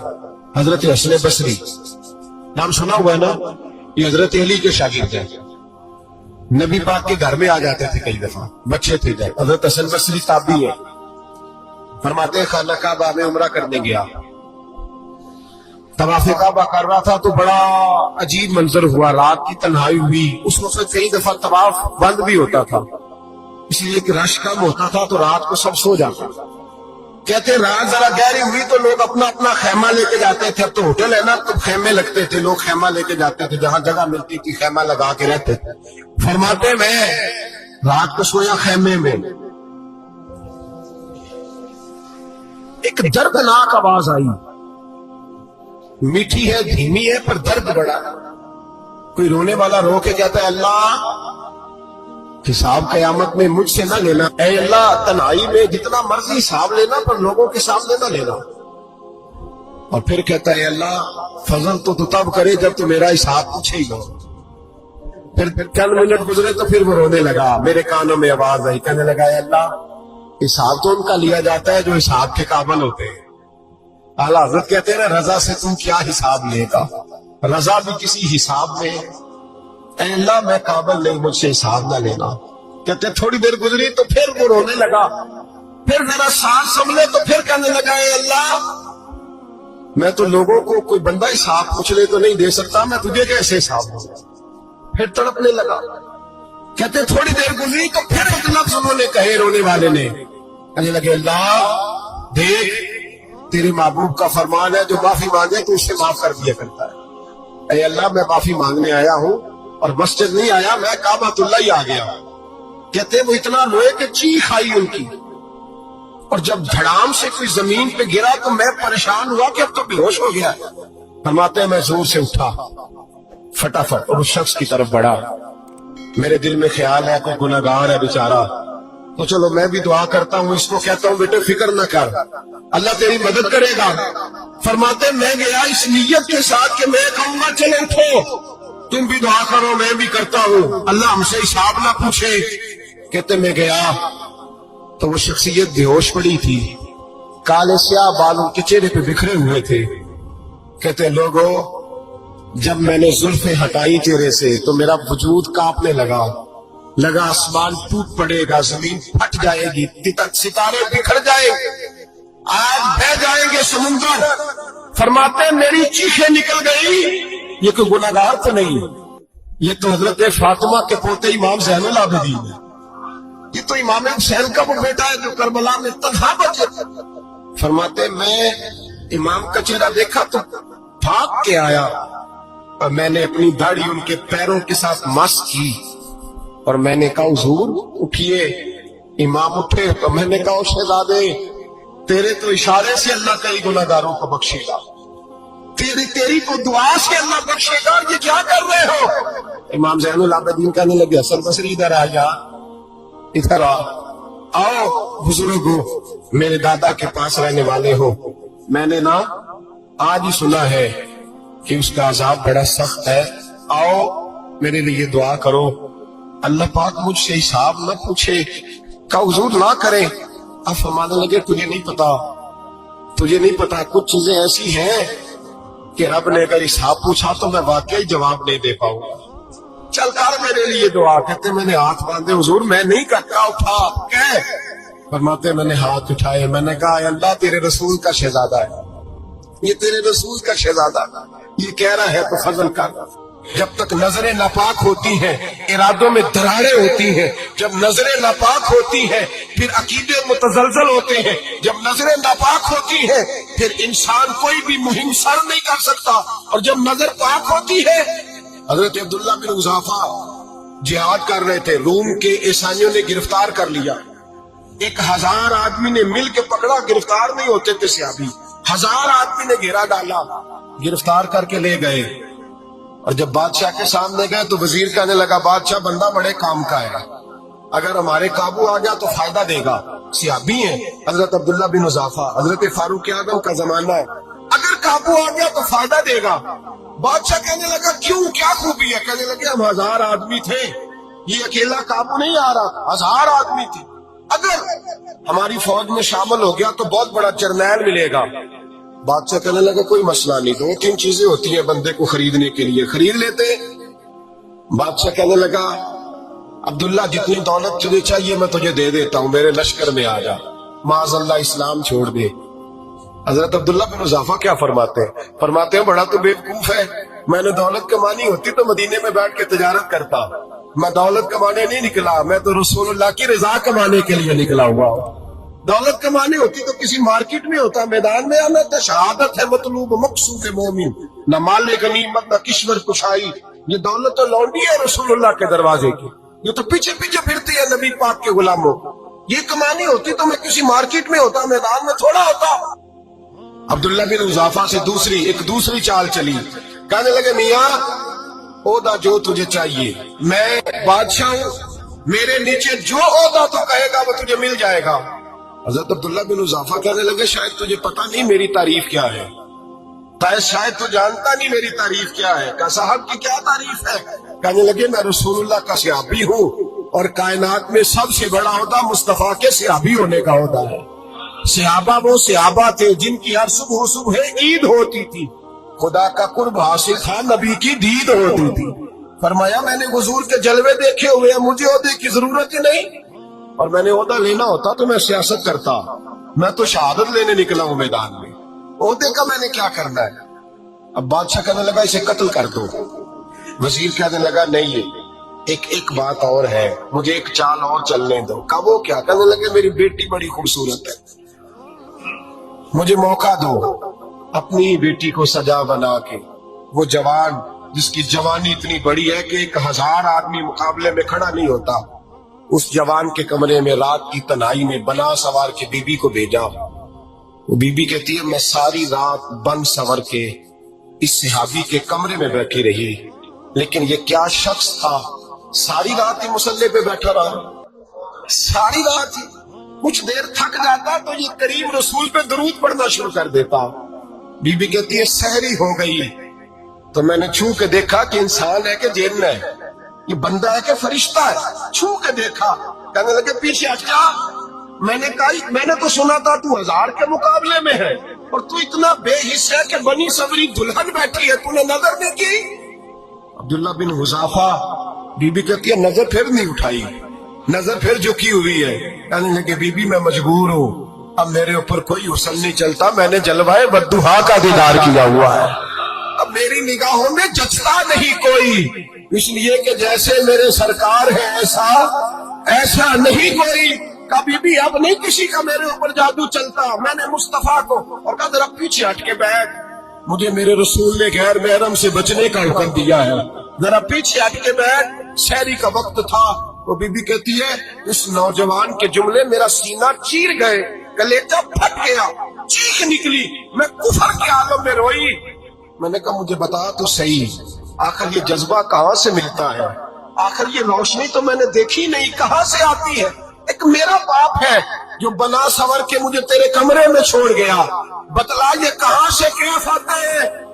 अब्दुल्ला बिन हुज़ाफा कहने लगे अगर कैफ लेना है तो तू भी मेरे मुस्तफा का कलमा पढ़ जा, आजा दरवाजे रसूल पे झुक जा, मिल जाएगा। सवेरे दरवाजे पे बाप आया बेटी से रिजल्ट लेने, दरवाजा खोला तो बेटी नकाब पहने बाहर आई। बाप कहने लगा کیا بلا؟ کہنے لگی پیچھے ہٹ جا، تو غیر محرم ہے، کافر ہے، میں مسلمان ہوں۔ اس نے کہا کیا ہوا؟ کہنے لگی تیرے جیسے کو باپ کہوں، تیرے جیسے کو جو مجھے استعمال کر رہا تھا، میں تجھے باپ نہیں مانتی، میں اب رسول والی ہو گئی ہوں، میں حضرت فاطمہ کی کنیزہ ہو گئی ہوں، میں اب نبی کریم کی خادمہ ہوں، خبردار میرے قریب نہ آنا۔ یہ داؤ بھی ناکام ہوا۔ اب حضرت عبداللہ بن حذافہ کے سامنے موت کھڑی کی، ایک کڑا میں تیل گرم کیا، کہنے لگے تجھے اس میں جلایا جائے گا۔ حضرت عبداللہ بن حذافہ رضی اللہ تعالیٰ عنہ جب جلنے کے قریب ہوئے تو رونے لگے۔ روم کا بادشاہ کہنے لگا شاید ڈر گیا ہے، کہنے لگے اب سمجھ آئی ہے، اب تجھے پتا چلا ہے، چلا جا۔ حضرت عبداللہ بن حذافہ کہنے لگے تو کافر ہے، تیری کافروں والی سوچ ہے، اس لیے نہیں رویا کہ موت سے ڈر گیا ہوں، میں تو اس لیے رویا ہوں کہ ایک جان ہے، وہ نبی پاک پہ قربان ہو رہی ہے، کاش رب مجھے 1000 جان دیتا، میں ساری مصطفیٰ پہ قربان کر دیتا۔ فاضل بریلوی فرماتے ہیں کروں تیرے نام پہ جاں فدا، نہ بس ایک جان 2 جہاں فدا، اور میرا 2 جہاں سے بھی نہیں جی بھرا، میں کروں کیا کہ کروڑوں جہاں نہیں۔ میاں صاحب فرماتے ہیں وہ کچا رنگ للاری والا جیڑا چڑھدا لیندا رہندا، اے عشق تیرے دا رنگ محمد چڑھ جائے پھر نہیں لینا، عشق تیرے دا رنگ محمد چڑھ جائے پھر اے نہیں لینا۔ میرے بھائی وہ روم کا بادشاہ کہنے لگا دنیا میں نے بھی بڑی دیکھی ہے، پر جیسے پاک صاحب مصطفیٰ کے غلام دیکھے ایسا میں نے کوئی نہیں دیکھا۔ اور بھائیو نظر پاک ہو، روح پاک ہو، مزاج پاک ہو، پھر انسان بڑے بڑے کام کرتا ہے، پھر وہ مہمات کو سر کرتا ہے، پھر وہ صرف ایک گھر کے لیے نہیں، وہ ملت کے لیے فائدہ مند ہوتا ہے، پھر وہ گھرانوں کو لے کر چلتا ہے، پھر وہ بڑے بڑے معاشرے تشکیل دیتا ہے۔ میرے رسول کریم صلی اللہ علیہ وسلم نے پاک صاف ذہن کے لوگ تیار کیے۔ حضرت مرثد فرماتے ہیں میں ایک عورت پہ عاشق تھا، جب کلمہ پڑھا نبی پاک نے میری پشت پہ ہاتھ پھیرا، میں نے کہا حضور کوئی نصیحت؟ نبی پاک نے فرمایا نظر کو پاک رکھنا۔ آپ فرماتے ہیں عورتیں میرے پیچھے بھاگا کرتی تھی اور مجھے کہا کرتی تھی اب تو دیکھتا کیوں نہیں؟ تو میں نے کہا پتا مجھے بھی نہیں، مصطفیٰ کی ایک نظر ہوئی ہے، رب نے سارے محل کو چہل دور فرما دیے، سارا کچھ ہی بدل گیا۔ ملت کے جوانوں یاد رکھو اس بات کو، یہ پاکیزگی یہ نظر، یہ پاکیزگی یہ مزاج، یہ انسان سے بڑے کام کرا لیتی ہے، اور اگر تیری نظر ناپاک رہتی ہے پھر تو کچھ نہیں کر سکتا، پھر تیری زندگی ایک ایسے قید خانے میں قید ہو گئی ہے جو تجھے 2 قدم بھی نہیں چلنے دے گی۔ سب سے پہلے مزاج کی پاکیزگی، اور دوسرا اصلاح معاشرہ کے لیے اہم درس یہ ہے اپنے آپ کو پاک صاف رکھیں، ذہنی طور پر، نظریاتی طور پر، اور دوسرا درس یہ ہے میرے بھائی ظلم اور زیادتی سے بچیں، پاک صاف رہ کے وقت شروع کریں، اور کسی جگہ بھی کوئی زیادتی کوئی ظلم، میرے نبی کریم صلی اللہ علیہ وسلم کے مزاج کو اگر آپ دیکھیں گے نا، ہمارے معاشرے میں آج سب سے زیادہ زیادتی پتہ کون سی ہوتی ہے؟ لوگ عزتیں پامال کرتے ہیں، بدگمانیاں کرتے ہیں۔ ابو جہل یہ کام کرتا تھا کہ وہ نبی پاک صلی اللہ علیہ وسلم پر، صحابہ پر معاذ اللہ شخصی اعتراضات کرتا تھا، شخصی۔ عزیزو جب آدمی کا کسی سے اختلاف ہوتا ہے نا، یا کسی کو پسند نہیں کرتا یا کسی کو ریجیکٹ کرنا چاہتا ہے تو شخصی اعتراضات کرتا ہے، نیچے اترتا ہے، کمزور بات کرتا ہے، چھوٹی بات کرتا ہے۔ اور ہمارے زمانے میں تو یہ کام حسد کی وجہ سے ہوتا ہے، بڑے بڑے جماعتیں ٹوٹ جاتی ہیں، ملتوں کا شیرازہ بکھر جاتا ہے، لیکن لوگ اپنی اس حرکت سے باز نہیں آتے، ساری زندگی ذاتی اور نجی اعتراضات کرتے رہے۔ ابو جہل کے اندر ہزاروں عیب پائے جاتے تھے، شرابی بھی تھا، بدکار بھی تھا، بے حیا بھی تھا، ظالم بھی تھا۔ میرے نبی پاک صلی اللہ علیہ وسلم نے اسے دین کا پیغام دیا ہے، لیکن تاریخ کی کسی کتاب میں آپ کو یہ نہیں ملے گا کہ حضور نے کبھی اس کی شخصیت پر اعتراض کیا ہو۔ یہ فرمایا ہے کہ بڑا فرعون ہے اس امت کا، لیکن نیچے اتر کر کبھی اس کی ذاتی اور شخصی زندگی پر کوئی زیادتی صحابہ کی طرف سے اور نبی پاک کی طرف سے۔ بہت بڑی بات سمجھا رہا ہوں اگر آپ کی سمجھ میں آئے، ہم ذاتیات پر اترتے، ذات پر اتر کر زیادتی کرتے، ذات پر۔ ہمارا اب ظلم نجی سطح سے شروع ہو رہا ہے اور پوری ملت کو لپیٹ میں لے رہا ہے، پوری ملت کو چھوٹی چھوٹی زیادتی ہیں جو پورے معاشرے کو اپنی لپیٹ میں لیتی ہیں۔ میرے نبی کریم علیہ السلام نے جو دین ہمیں دیا ہے وہ خیر خواہی کا مذہب ہے، وہ بھلا کرنے کا مذہب ہے، وہ کام آنے کا مذہب ہے، وہ ظلم سے بچنے کا مذہب ہے۔ میرے نبی پاک نے فرمایا ظلم سے بچ جانا، قیامت کے اندھیروں میں جو بڑا اندھیرا ہوگا وہ ظلم ہوگا۔ اصلاح معاشرہ کانفرنس کا پہلا سبق میں نے عرض کیا کہ نظر کو، ذہن کو، سوچ کو پاک رکھیں، اور دوسرا زندگی میں کبھی زیادتی نہ کریں، کبھی بھی اپنے مخالف پر بھی کبھی شخصی، ذاتی اور نجی اعتراضات نہ کریں۔ یہ انسان کے اندر کا ظلم ہوتا ہے، ہمارے گھروں کے اندر سے ظلم جنم لینے لگا ہے۔ روز بہو پہ تیل چھڑکا جاتا ہے، روز کسی نہ کسی شہر سے، اپنے ہی گھر سے، اپنے ہی چراغ کو بند کرنے کی خبر نکلتی ہے۔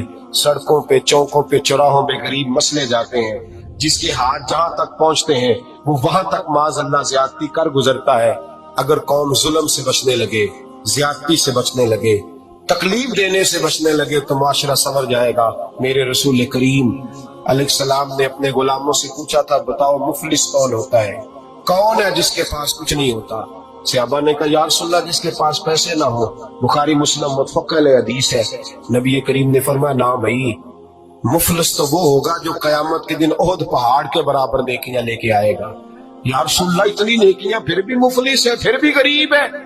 تو نبی پاک نے فرمایا نیکیاں پہاڑ کے برابر ہیں، پر اس نے چغلیاں بڑی کی ہیں، غیبتیں بڑی کی ہیں، مذاق بڑے اڑائے، اس نے لوگوں پر پھٹکیاں بڑی کسی، تانو تشنی بڑے کیے، ظلم بڑے کیے، گالی بڑی، لوگوں کے بارے میں بری باتیں کی۔ اب رب کریم نے وہ ساری نیکیاں ان لوگوں میں بانٹ دی، مفلس ہو گیا، غریب ہو گیا۔ زیادتی نہیں کریں، ظلم نہ کریں، اپنی نجی زندگی سے لے کر گھر کے اندر سے لے کر اجتماعی زندگی تک زیادتی سے بچیں۔ میرے نبی کریم علیہ السلام نے اپنے غلاموں کو یہ درس دیا ہے، دیکھنا کبھی زیادتی نہ ہونے پائے، دیکھنا کہیں ظلم نہ ہونے پائے، دیکھنا کسی شخص کو تمہارے قول فعل سے، تمہارے مزاج سے تکلیف نہ پہنچے۔ میرے بھائیوں، حضرت وہاب ابن منبہ علیہ رحمہ فرماتے ہیں کہ بنی اسرائیل کے اندر ایک بادشاہ محل بنانے جا رہا تھا۔ محل آج بھی جس آدمی کی سوسائٹی کے اندر 2-4 قلعے، 2-4 ایکڑ کسی غریب کے آ جائیں، وہ یا تو اسے دھمکاتا ہے یا بلیک میل کرتا ہے، کچھ نہ ہو سکے تو پھر قتل ہی کرا دیتا ہے معاذ اللہ۔ اور یہ خبریں عام ہمیں سننے، پڑھنے اور دیکھنے کو ملتی ہے۔ بادشاہ محل بنانے جا رہا تھا، ایک غریب بی بی رہتی تھی، اس کی جھونپڑی بادشاہ کے محل کے نقشے میں آتی تھی۔ بادشاہ نے کہا بی بی منہ مانگی قیمت لے لو، خالی کر دو یہ مکان۔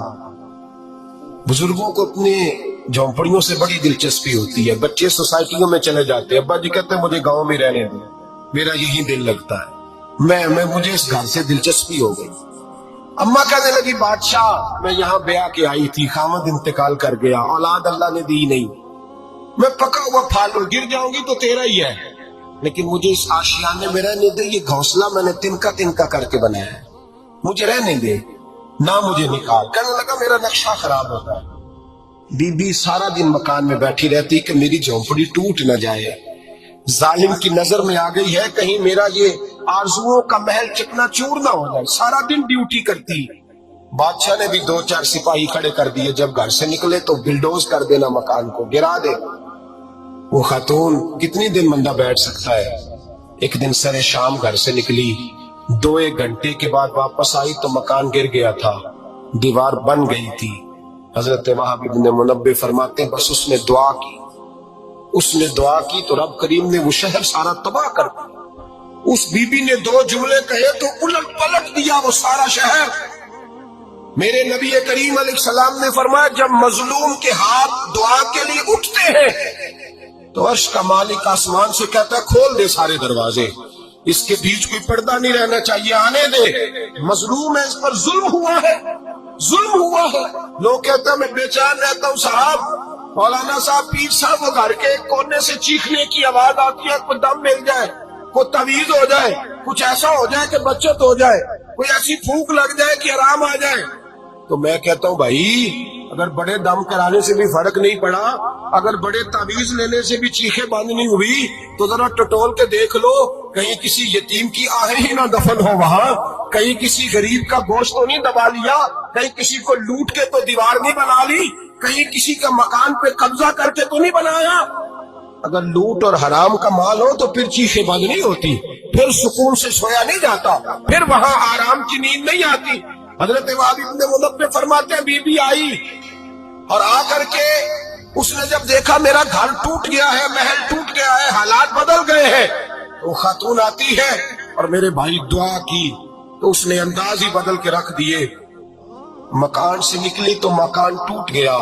آپ فرماتے واپس آئی تو ہاتھ پھیلا کے پتہ کیا کہتی ہے؟ کہتی اے اللہ میں تو موجود نہیں تھی، بتا تو کہاں گیا تھا؟ تو بھی موجود نہیں تھا، میں تو نہیں تھی، پر تو کہاں تھا؟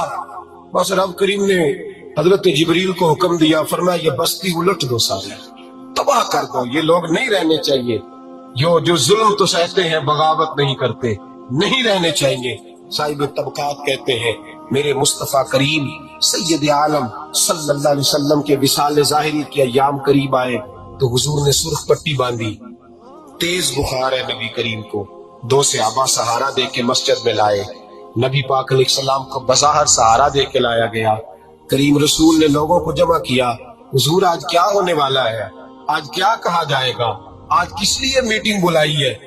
نبی کریم کے کل صحابہ جب مسجد میں جمع ہوئے تو کھچا کھچ مسجد بھری ہے، وصال ظاہری سے چند یوم پہلے کی بات۔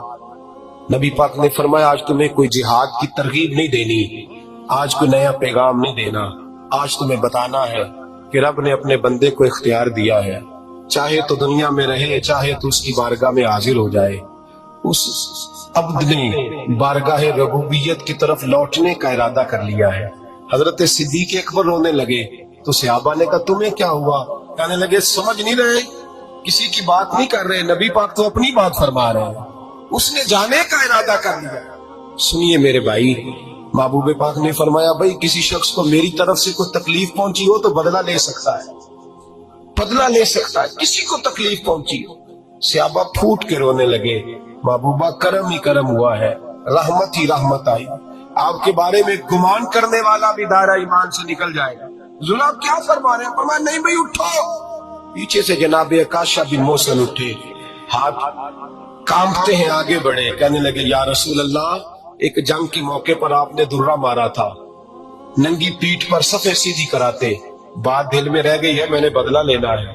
نبی کریم نے فرمایا بلال دوڑ کے جاؤ، فاطمہ کے گھر درہ پڑا ہے، درہ لاؤ۔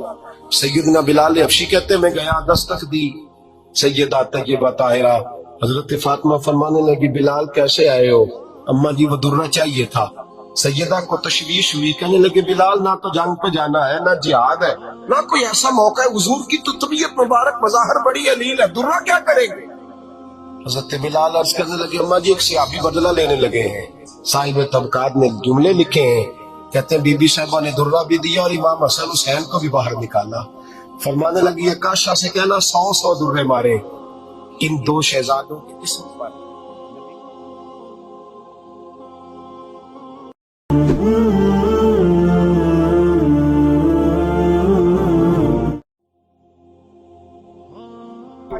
حجاج بن یوسف کو پتا چلا کہ حضرت سعید بن جبیر نے میرے خلاف بات کی، بلا لیا، کہنے لگا تو نے میرے خلاف بات کیا؟ فرمانے لگے کی ہے؟ کہنے لگا تجھے پتا ہے میں قتل کر دوں گا؟ آپ فرمانے لگے نہ تو زندگی کا مالک ہے نہ موت کا مالک ہے، تو کیسے قتل کر؟ کہنے لگا تجھے پتا ہے میرا؟ فرمایا میں نے تجھے نہیں، میں نے تو کئی شداد، کئی حماد، کئی قارون، کئی فرعون، کئی نمرود دیکھے، کئیوں کی داستانیں سنی، تو کون ہے؟ تو چھوٹا سا ہے۔ ایک جملہ ہے مولا جلال الدین رومی کا، بڑے درویش تھے، ایک بات کہہ گئے، کہنے لگے نمرود جتنے پیسے نہیں، فرعون جتنی حکومت نہیں، قارون جتنی دولت نہیں، ورنہ فرمانے لگے میرے زمانے میں بھی کئی لوگوں کا خدا بننے کو دل کرتا ہے، کئی لوگوں کا دل کرتا ہے، لیکن نمرود جتنے پیسے، فرعون جتنی طاقت اور قارون جتنی دولت نہیں، ورنہ ہو سکتا ہے لوگ دعویٰ کر دیں معاذ اللہ ثم معاذ اللہ۔ یہ آج سے کئی 100 سال پہلے وہ کہہ رہے ہیں، آج تو حالات بڑے ابتر ہیں، اس کی نسبت خطرناک۔ فرمانے لگے حضرت سعید بن جبیر تو زندگی موت کا مالک نہیں، کہنے لگا پکڑو، قتل کرو اسے، لے جاؤ۔ جب پکڑ کر کھینچ کر لے جا رہے تھے نا تو حضرت سعید بن جبیر مسکرانے لگے، اب ظالم کے سامنے مسکرائے تو اس کو بڑا غصہ آیا، یہ میرا مذاق اڑاتا ہے؟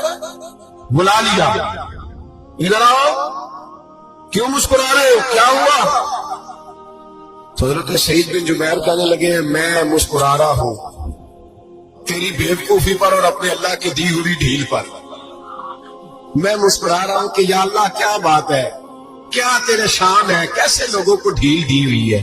میں مسکرا رہا ہوں تیری بیوقوفی پر کہ تو سمجھتا ہے شاید مجھے پوچھنے والا کوئی نہیں. کہنے لگا اس کو باہر نہ لے جاؤ، میرے سامنے قتل کرو.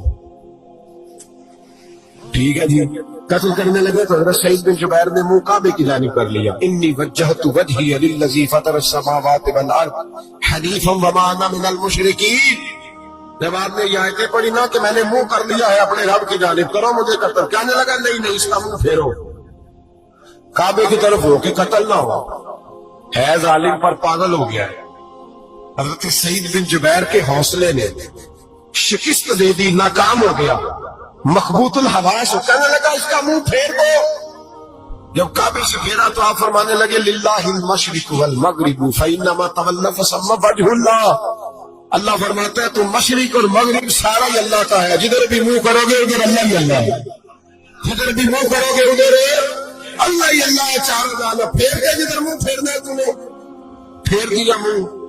حضرت سعید بن جبیر کے گلے پہ خنجر رکھا تو آپ نے ہاتھ اٹھائے، کہنے لگے اے اللہ میرے بعد اسے کسی اور پر مسلط نہ کرنا، میرے بعد کسی اور پر مسلط نہ، بس میں آخری ہوں. جب آپ ذبح ہوئے تو اتنا خون نکلا کہ لوگ کہتے ہیں جتنا اونٹ کے وجود سے نکلتا ہے. تر ہو گیا سارا اس کا دربار. ایک سمجھدار آدمی کو بلا کے کہنے لگا اتنا خون میں نے بڑے بندے قتل کرائے ہیں پر اتنا خون نہیں نکلا. تو وہ کہنے لگے لوگ مر جاتے، مرتے وقت ڈر جاتے ہیں، سہم جاتے ہیں، خون سکڑ جاتا ہے. لگتا ہے یہ شخص جب دنیا سے گیا ہے تو ڈٹ کے گیا ہے، یہ ڈٹ کے گیا ہے دنیا سے. حجاج بن یوسف رات کو سویا تو تڑپ کے اٹھا، کیا ہوا؟ گھر والے کہنے لگے کیا ہوا؟ کہنے لگے سعید بن جبیر خواب میں آیا اور کہتے ہیں اٹھ مجھے بتا تو نے مجھے کیوں قتل کیا، بتا کیوں مارا. اگلی رات پھر سویا تو وہی خواب، پھر سویا تو وہی خواب. گناہ نفسیاتی مریض بنا دیتا، ظلم تجھے مخبوط الحواس کر دیتا. جب تو زیادتی کرتا ہے تو اللہ فرماتے ہیں کہ تو اللہ کو بھولتا ہے، اللہ تجھے اپنا بھلا دیتا. پھر تو بھول جاتا ہے، پھر تو سیدھے رستے پہ چلتا ہے پر بھٹک جاتا ہے، پھر تو صحیح رستوں کا تعین کر کے بھی گمراہ ہوتا ہے. پھر تو روز وہی گاڑی چلاتا ہے پر اب جب تو بریک لگاتا ہے تو نہیں لگتی. جب گناہوں کے ساتھ تو مخبوط الحواس ہوتا ہے تو روز وہ کاروبار کرتا ہے، لیکن جب تیرے گناہ تجھے گھیر لیتے ہیں پھر اسی کاروبار میں تو نقصان اٹھاتا ہے. حجاج بن یوسف تڑپتا ہے، روتا ہے، یہاں تک کہ بیمار ہو گیا. پیٹ میں درد ہوتی ہے، پتہ نہیں کیا ہوا، تکلیف ہوتی ہے، پتہ نہیں. سارے حکیم، طبیب، ڈاکٹر کوئی نہ سمجھ سکا کہ بیماری کیا ہے. جو بیماریاں خدائی ہوتی ہیں ان کا لوگوں کو پتا، جو آزمائشیں رب کی جانب سے ہوتی ہیں وہ ڈاکٹروں کے ہتھے نہیں چڑھتی. جو تکلیفیں اللہ دیتا ہے ان کا حکیم طبیب علاج نہیں کر پاتا، مشکل. اور شفا اسی وقت ہوتی ہے جب اللہ دینا چاہے، اور جب رب بھی دینا نہ چاہے تو بڑے بڑے ڈاکٹر کہتے ہیں کہ ہمارے بس کی بات نہیں رہی. بغداد سے حکیم آئے، پیٹ دیکھا، کہنے لگے نہ تیرے معدے میں کوئی دقت ہے، نہ تیرے جگر میں، نہ کسی اور جگہ. ماجرا کیا ہے؟ ایک آخری علاج ہے، آخری. وہ کیا؟ گوشت کا چھوٹا سا ٹکڑا دھاگے کے ساتھ باندھ کے منہ میں ڈالا اور پھر ایک باریک سا تنکا لے کے اس کو اندر ڈالنے لگے گلے میں. وہ گوشت کا ٹکڑا جب حلق کے اندر اتر گیا اس حکیم نے واپس کھینچا تو کیسے ایسی بدبو آئی جیسی کبھی سوگی نہ تھی. جانور کیڑے مکوڑے لگے ہوئے باہر نکلے اور جب دیکھا تو جتنے محل میں لوگ بیٹھے تھے چلاتے ہوئے نکل گئے کہ یہ کیا مصیبتیں ہیں. حکیم بھی اٹھ کے دوڑنے لگا. کہا تجھے کیا ہوا؟ کہنے لگے حجاج تیری بیماری زمینی نہیں، تیری مصیبت زمینی نہیں. کہا میری مرض تک تم کیوں نہیں پہنچ پا رہے؟ تو کہنے لگے لگتا ہے تو بد دعا کا مریض ہے، لگتا ہے تو ظلم کا مریض ہے، تو جبر کا مریض ہے. تڑپتا رہا، سسکتا رہا. ایک وقت وہ بھی آیا کہ گھر والوں نے کمرے میں بند کر کے تالا لگا دیا، دیوار سے ٹکرے مارتا. او بھائی جو گناہوں کے بیمار ہوتے ہیں انہیں شفا نہیں ہوتی، جو ظلم جبر بربریت کے بیمار ہوتے ہیں انہیں سکون قلبی میسر نہیں آتا۔ دوائیاں ان بیماریوں کی بنی ہوئی ہیں جو بیماریاں زمینی ہیں، جو بیماریاں خوراک کی بد پرہیزی سے ہوتی ہیں، جو گناہوں کی بد پرہیزی سے ہوتی ہیں، ان کی بیماریاں، ان کی شفا توبہ ہے، ان کی شفا رجوع اللہ ہے، ان کی توبہ اللہ سے معافی مانگنے سے شفا ہوتی ہے۔ حجاج جب مرنے لگا تو بلایا، یہ رنگ بھی ذرا ملاحظہ کیجیے گا، دو چار قریبیوں کو بلایا، پتا ہوتا ہے نا اپنے کرتوتوں کا آدمی کو، پتا سارا ہے سردار مقیتی ہے، جب پتا ہوتا ہے سارا، بلا کے کہنے لگا جب میں مر جاؤں تو مجھے رات کو دفن کرنا ہو۔ کیوں بھائی عورت ہے؟ کہنے لگا نہیں رات کو دفنانا ہو۔ ٹھیک ہے رات کو دفنا دیں گے۔ پھر کہنے لگا جب صبح ہو جائے تو صبح ہونے سے پہلے پہلے میری قبر زمین کے برابر کر دینا، نشان مٹا دینا۔ کا وجہ تو کلمہ پڑھتا ہے، حضور کا حکم ہے کہ قبر کم از کم ایک بالش ایک گیٹ اونچی ہونی چاہیے زمین سے کم از کم، تو تیری قبر مٹا دے۔ وجہ پتا ہوتا ہے اپنے ظلموں کا۔ کہنے لگا مجھے پتا ہے لوگ میرے مرنے کے بعد میری قبر بھی نہیں چھوڑیں گے، دنیا میں تو میرے جبر کی وجہ سے کوئی آ نہ سکا، لیکن میری قبر بھی لوگ جنازوں میں باتیں شروع کر دیتے ہیں۔ جنازوں میں نے ایسی بھی داستانیں سنی ہے کہ کوئی مرا تو لوگ جوتوں کا ہار قبر پہ ڈالا ہے۔ نہیں بھائی تو جب زندہ تھا تو تیرے جبر ظلم کی وجہ سے نہیں کو بول سکا۔ ایک تو ہے قیامت میں حساب ہوگا، یہاں دنیا میں حساب ہونے لگتا ہے۔ اتنی لمبی زبانیں لوگوں کی لٹک کر مرتے وقت باہر نکل آتی ہے۔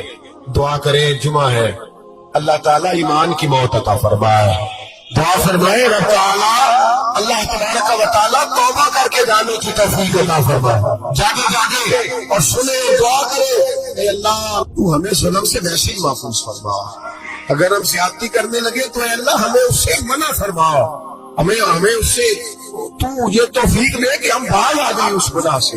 میرے بھائی ایک تو دنیا میں سزا ہے، پھر قیامت کی سزا ہے، اور وہ زیادہ سخت ہے، وہ زیادہ سخت ہے۔ ہم لوگوں نے نا ہیلے بہانے بڑے بنائے ہوئے ہیں۔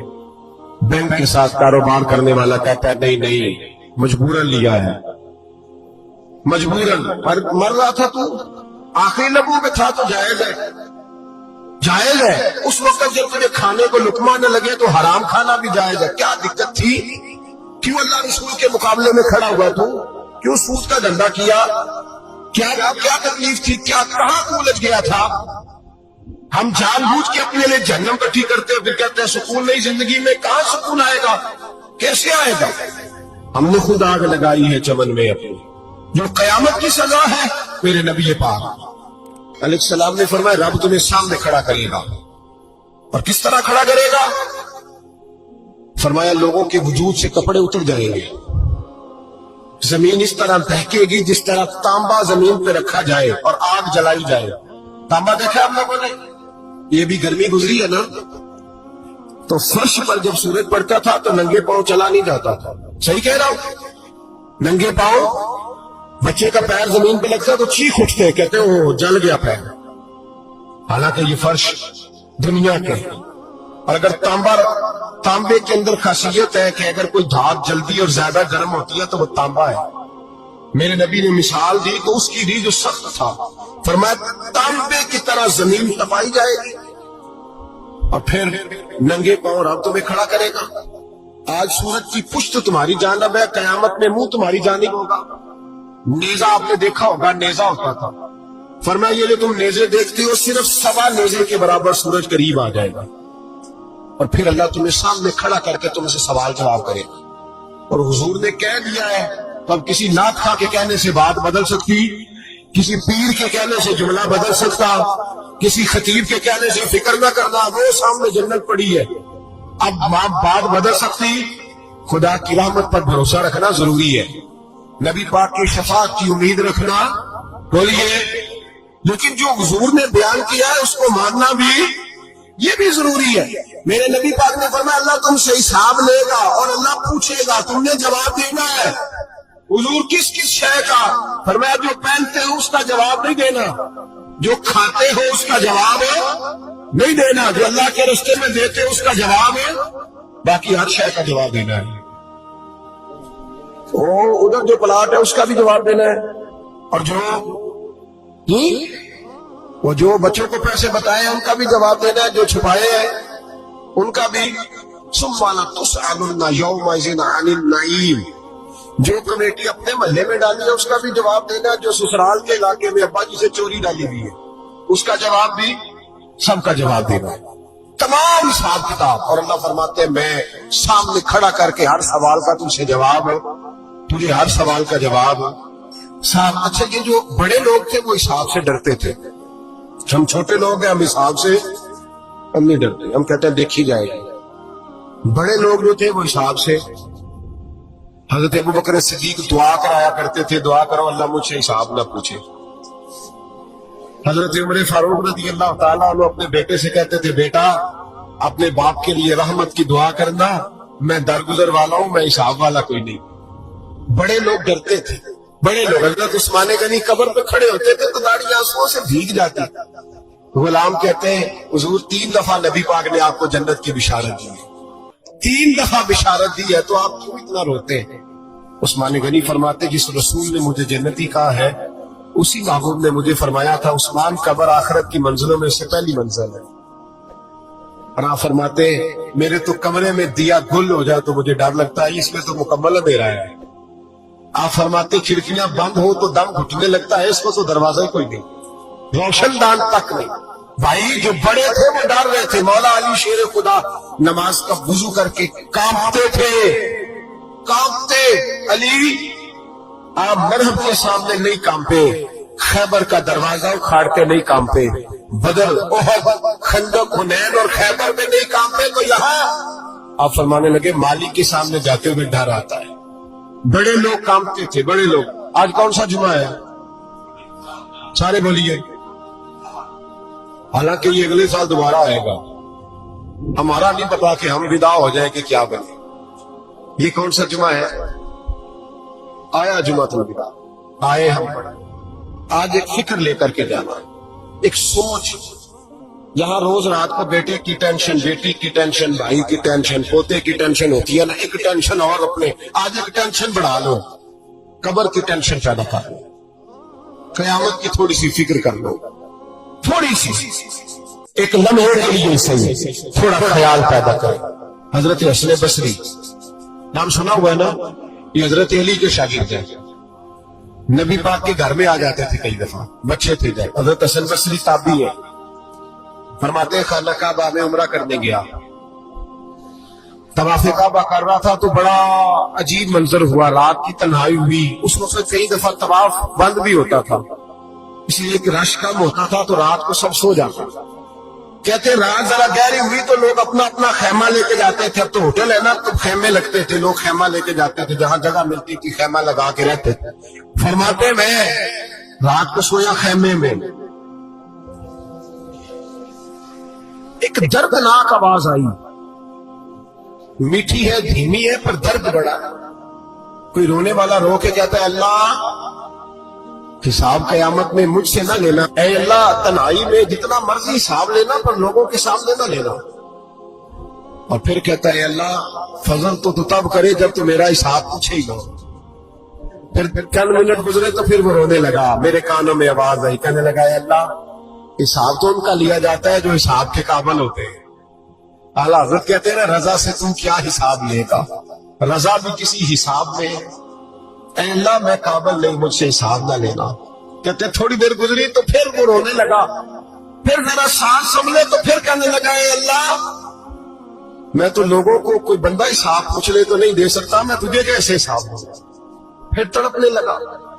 کہتے تھوڑی دیر گزری تو پھر ایک لفظ انہوں نے کہے رونے والے نے, کہنے لگے اللہ دیکھ تیرے محبوب کا فرمان ہے جو معافی مانگے تو اس سے معاف کر دیا کرتا ہے.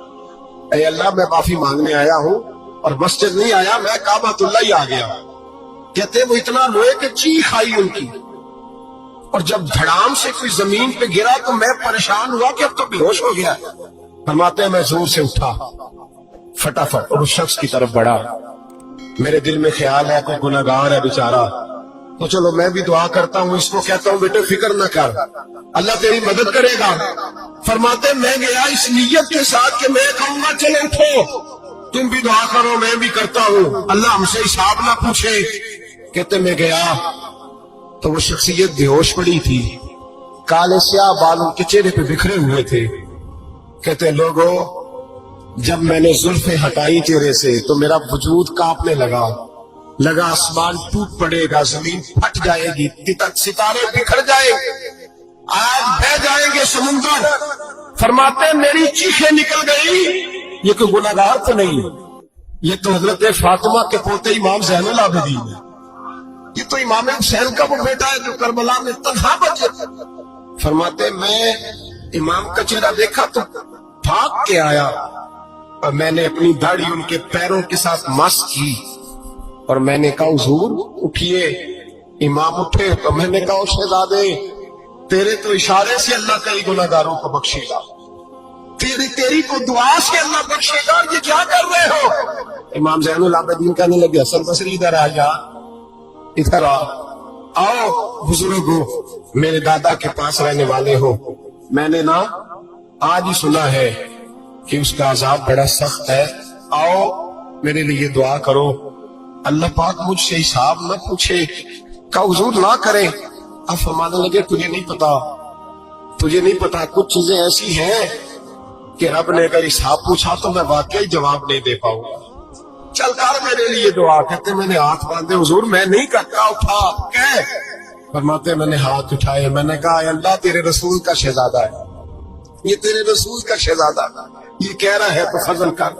جب تک نظریں ناپاک ہوتی ہیں ارادوں میں دراڑیں ہوتی ہیں, جب نظریں ناپاک ہوتی ہیں پھر عقیدے متزلزل ہوتے ہیں, جب نظریں ناپاک ہوتی ہیں پھر انسان کوئی بھی مہم سر نہیں کر سکتا, اور جب نظر پاک ہوتی ہے. حضرت عبداللہ بن حذافہ جہاد کر رہے تھے, روم کے عیسائیوں نے گرفتار کر لیا, 1000 آدمی نے مل کے پکڑا, گرفتار نہیں ہوتے تھے صحابی, 1000 آدمی نے گھیرا ڈالا, گرفتار کر کے لے گئے. اور جب بادشاہ کے سامنے گئے تو وزیر کہنے لگا بادشاہ بندہ بڑے کام کا ہے, اگر ہمارے قابو آ گیا تو فائدہ دے گا. صحابی ہیں حضرت عبداللہ بن حذافہ, حضرت فاروق اعظم کا زمانہ ہے, اگر قابو آ گیا تو فائدہ دے گا. بادشاہ کہنے لگا کیوں, کیا خوبی ہے؟ کہنے لگے ہم 1000 آدمی تھے, یہ اکیلا قابو نہیں آ رہا, 1000 آدمی تھے, اگر ہماری فوج میں شامل ہو گیا تو بہت بڑا جرنیل ملے گا. بادشاہ کہنے لگا کوئی مسئلہ نہیں, 2-3 چیزیں ہوتی ہیں بندے کو خریدنے کے لیے, خرید لیتے. بادشاہ کہنے لگا عبداللہ جتنی دولت تجھے چاہیے میں تجھے دے دیتا ہوں, میرے لشکر میں آ جا, معاذ اللہ اسلام چھوڑ دے. حضرت عبداللہ بن حذافہ کیا فرماتے ہیں بڑا تو بیوقوف ہے, میں نے دولت کمانی ہوتی تو مدینے میں بیٹھ کے تجارت کرتا, میں دولت کمانے نہیں نکلا, میں تو رسول اللہ کی رضا کمانے کے لیے نکلا ہوا. دولت کمانی ہوتی تو کسی مارکیٹ میں ہوتا, میدان میں آنا تو شہادت ہے مطلوب مقصود مومن, نہ مال غنیمت نہ کشور کشائی, یہ دولت تو لونڈی ہے رسول اللہ کے دروازے کی, یہ تو پیچھے پیچھے پھرتی ہے نبی پاک کے غلاموں. یہ کمانی ہوتی تو میں کسی مارکیٹ میں ہوتا, میدان میں تھوڑا ہوتا. عبداللہ بن حذافہ سے دوسری چال چلی, کہنے لگے میاں عہدہ جو تجھے چاہیے, میں بادشاہ ہوں, میرے نیچے جو عہدہ تو کہے گا وہ تجھے مل جائے گا. حضرت عبداللہ بن حذافہ کہنے لگے شاید تجھے پتہ نہیں میری تعریف کیا ہے, شاید تو جانتا نہیں میری تعریف کیا ہے. کہا صاحب کی کیا تعریف ہے؟ کہنے لگے میں رسول اللہ کا صحابی ہوں, اور کائنات میں سب سے بڑا عہدہ مصطفیٰ کے صحابی ہونے کا عہدہ ہے. صحابہ وہ صحابہ تھے جن کی ہر صبح عید ہوتی تھی, خدا کا قرب حاصل تھا, نبی کی دید ہوتی تھی. فرمایا میں نے حضور کے جلوے دیکھے ہوئے ہیں, مجھے عہدے کی ضرورت ہی نہیں, اور میں نے عہدہ لینا ہوتا تو میں سیاست کرتا, میں تو شہادت لینے نکلا ہوں میدان میں, عہدے کا میں نے کیا کرنا ہے. اب بادشاہ کہنے لگا اسے قتل کر دو. وزیر کہنے لگا نہیں, ایک بات اور ہے, مجھے ایک چال اور چلنے دو. کہا وہ کیا؟ کہنے لگے میری بیٹی بڑی خوبصورت ہے, مجھے موقع دو اپنی بیٹی کو سجا بنا کے, وہ جوان جس کی جوانی اتنی بڑی ہے کہ 1000 آدمی مقابلے میں کھڑا نہیں ہوتا, اس جوان کے کمرے میں رات کی تنہائی میں بنا سوار کے بی بی کو بھیجا. وہ بی بی کہتی ہے میں ساری رات بن سور کے اس صحابی کے کمرے میں بیٹھی رہی, لیکن یہ کیا شخص تھا, ساری رات ہی مصلے پہ بیٹھا رہا, ساری رات ہی. کچھ دیر تھک جاتا تو یہ کریم رسول پہ درود پڑھنا شروع کر دیتا, بی بی کہتی ہے سحری ہو گئی تو میں نے چھو کے دیکھا کہ انسان ہے کہ جن ہے، یہ بندہ ہے کہ فرشتہ ہے، چھو کے دیکھا، کہنے لگے پیچھے ہٹ جا۔ میں نے کہا میں نے تو سنا تھا تو 1000 کے مقابلے میں ہے اور تو اتنا بے حس ہے کہ بنی صبری دلہن بیٹھی ہے، تو نے نظر نہیں کی؟ عبداللہ بن حذافہ، بی بی کہتی ہے نظر پھر نہیں اٹھائی، نظر پھر جھکی ہوئی ہے۔ کہنے لگے بی بی میں مجبور ہوں، اب میرے اوپر کوئی حسن نہیں چلتا، میں نے جلوائے بددہا کا دیدار کیا ہوا ہے، اب میری نگاہوں میں جچتا نہیں کوئی، اس لیے کہ جیسے میرے سرکار ہے ایسا نہیں کوئی۔ کبھی بھی اب نہیں کسی کا میرے اوپر جادو چلتا۔ میں نے مصطفیٰ کو اور کہا ذرا پیچھے ہٹ کے بیٹھ، مجھے میرے رسول نے غیر محرم سے بچنے کا حکم دیا ہے، ذرا پیچھے ہٹ کے بیٹھ۔ سحری کا وقت تھا، وہ بی بی کہتی ہے اس نوجوان کے جملے میرا سینہ چیر گئے، کلیجہ پھٹ گیا، چیخ نکلی، میں کفر کے عالم میں روئی۔ میں نے کہا مجھے بتا تو صحیح، آخر یہ جذبہ کہاں سے ملتا ہے؟ آخر یہ روشنی تو میں نے دیکھی نہیں، کہاں سے آتی ہے؟ ایک میرا باپ ہے جو بنا سور کے مجھے تیرے کمرے میں چھوڑ گیا، بتلا یہ کہاں سے کیف آتے ہیں؟ عبداللہ بن حذافہ کہنے لگے اگر کیف لینا ہے تو تو بھی میرے مصطفیٰ کا کلمہ پڑھ جا، آجا دروازے رسول پہ جھک جا، مل جائے گا۔ سویرے دروازے پہ باپ آیا بیٹی سے رزلٹ لینے، دروازہ کھولا تو بیٹی نقاب پہنے باہر آئی۔ باپ کہنے لگا کیا بلا؟ کہنے لگی پیچھے ہٹ جا، تو غیر محرم ہے، کافر ہے، میں مسلمان ہوں۔ اس نے کہا کیا ہوا؟ کہنے لگی تیرے جیسے کو باپ کہوں، تیرے جیسے کو جو مجھے استعمال کر رہا تھا، میں تجھے باپ نہیں مانتی، میں اب رسول والی ہو گئی ہوں، میں حضرت فاطمہ کی کنیزہ ہو گئی ہوں، میں اب نبی کریم کی خادمہ ہوں، خبردار میرے قریب نہ آنا۔ یہ داؤ بھی ناکام ہوا۔ اب حضرت عبداللہ بن حذافہ کے سامنے موت کھڑی کی، ایک کڑا میں تیل گرم کیا، کہنے لگے تجھے اس میں جلایا جائے گا۔ حضرت عبداللہ بن حذافہ رضی اللہ تعالیٰ عنہ جب جلنے کے قریب ہوئے تو رونے لگے۔ روم کا بادشاہ کہنے لگا شاید ڈر گیا ہے، کہنے لگے اب سمجھ آئی ہے، اب تجھے پتا چلا ہے، چلا جا۔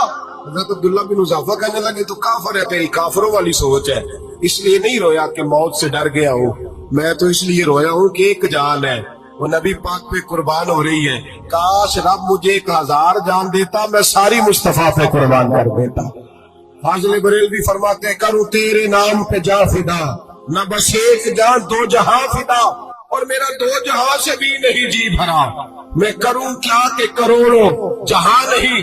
میاں صاحب فرماتے ہیں وہ کچا رنگ للاری والا جیڑا چڑھدا لیندا رہندا، اے عشق تیرے دا رنگ محمد چڑھ جائے پھر نہیں لینا، عشق تیرے دا رنگ محمد چڑھ جائے پھر اے نہیں لینا۔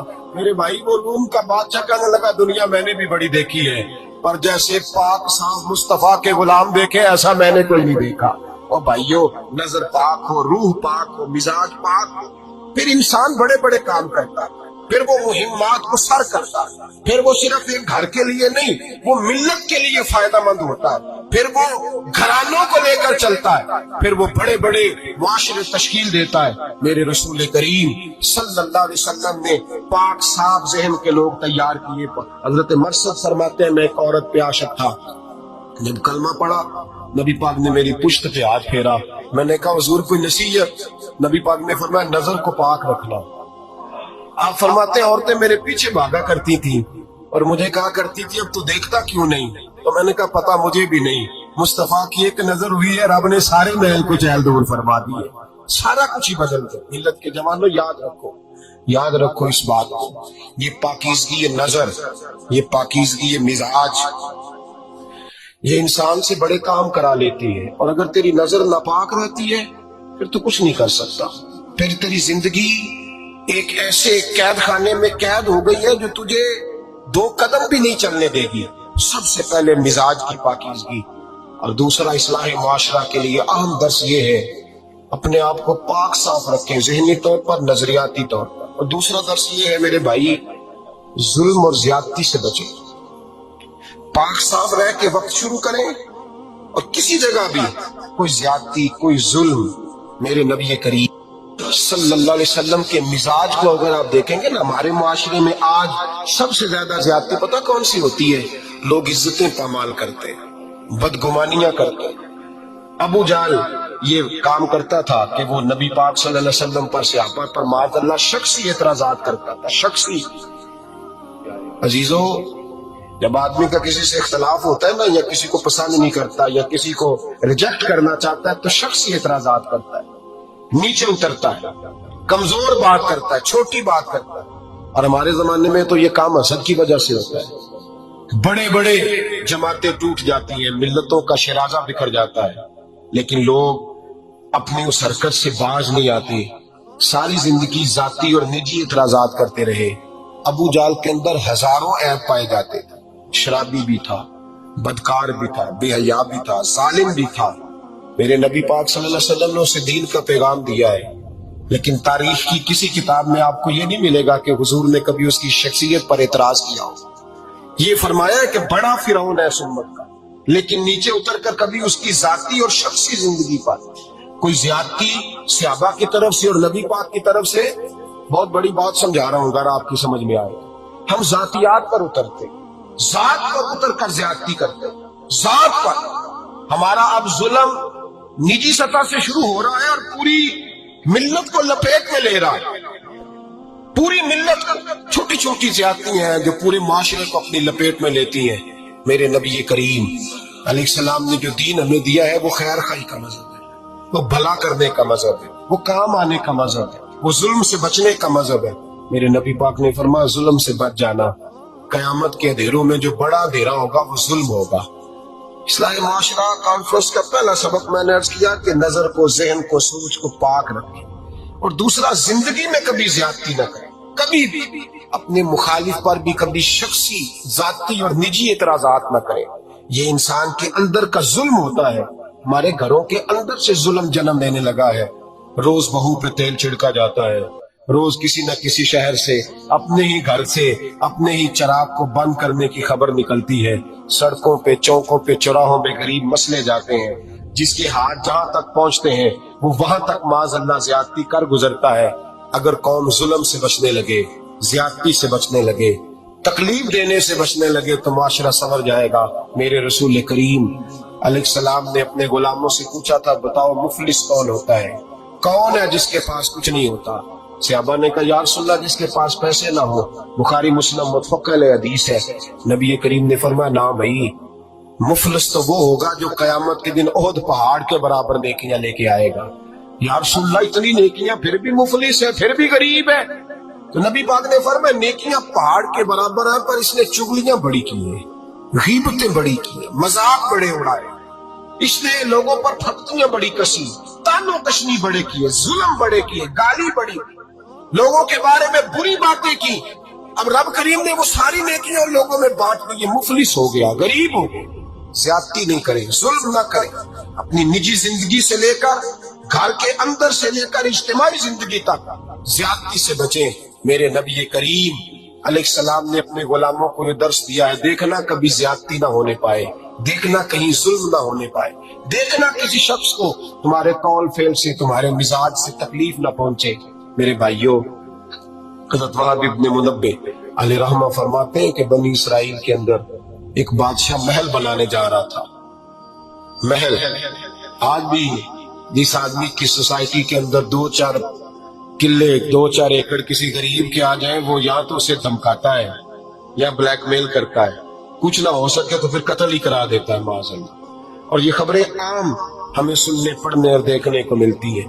بادشاہ محل بنانے جا رہا تھا، ایک غریب بی بی رہتی تھی، اس کی جھونپڑی بادشاہ کے محل کے نقشے میں آتی تھی۔ بادشاہ نے کہا بی بی منہ مانگی قیمت لے لو، خالی کر دو یہ مکان۔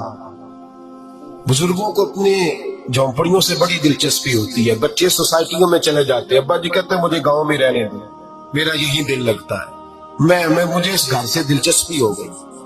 اماں کہنے لگی بادشاہ میں یہاں بیاہ کے آئی تھی، خاوند انتقال کر گیا، اولاد اللہ نے دی نہیں، میں پکا ہوا پھل ہوں، گر جاؤں گی تو تیرا ہی ہے، لیکن مجھے اس آشیانے میں رہنے دے، یہ گھونسلہ میں نے تنکا تنکا کر کے بنایا ہے، مجھے رہنے دے، نہ مجھے نکال۔ کہنے لگا میرا نقشہ خراب ہوتا ہے۔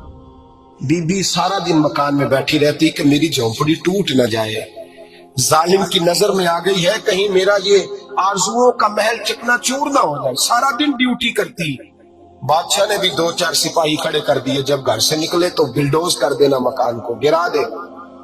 وہ خاتون کتنی دن بندہ بیٹھ سکتا ہے؟ ایک دن سر شام گھر سے نکلی، 2-1 گھنٹے کے بعد واپس آئی تو مکان گر گیا تھا، دیوار بن گئی تھی۔ حضرت وہاب ابن منبہ فرماتے ہیں بس اس نے دعا کی تو رب کریم نے وہ شہر سارا تباہ کر دیا۔ اس بی بی نے 2 جملے کہے تو الٹ پلٹ دیا وہ سارا شہر۔ میرے نبی کریم علیہ السلام نے فرمایا جب مظلوم کے ہاتھ دعا کے لیے اٹھتے ہیں تو عرش کا مالک آسمان سے کہتا ہے کھول دے سارے دروازے، اس کے بیچ کوئی پردہ نہیں رہنا چاہیے، آنے دے، مظلوم ہے، اس پر ظلم ہوا ہے۔ لوگ کہتے ہیں میں بے چین رہتا ہوں صاحب، مولانا صاحب، پیر صاحب، وہ گھر کے کونے سے چیخنے کی آواز آتی ہے، کوئی دم مل جائے، کوئی تعویذ ہو جائے، کچھ ایسا ہو جائے کہ بچت ہو جائے، کوئی ایسی پھونک لگ جائے کہ آرام آ جائے۔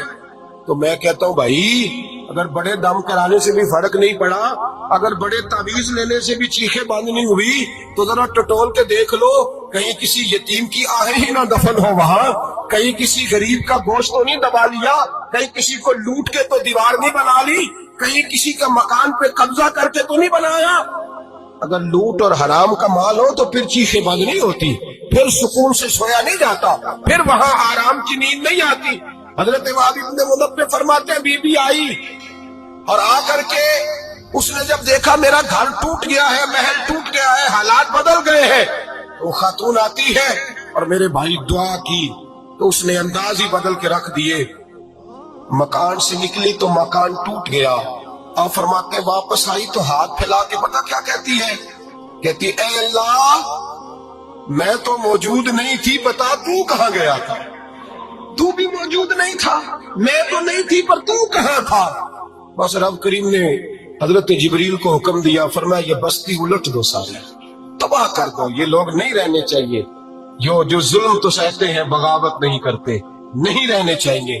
صاحب طبقات کہتے ہیں میرے مصطفیٰ کریم سید عالم صلی اللہ علیہ وسلم کے وصال ظاہری کے ایام قریب آئے تو حضور نے سرخ پٹی باندھی، تیز بخار ہے نبی کریم کو، 2 صحابہ سہارا دے کے مسجد میں لائے، نبی پاک علیہ السلام کو بظاہر سہارا دے کے لایا گیا۔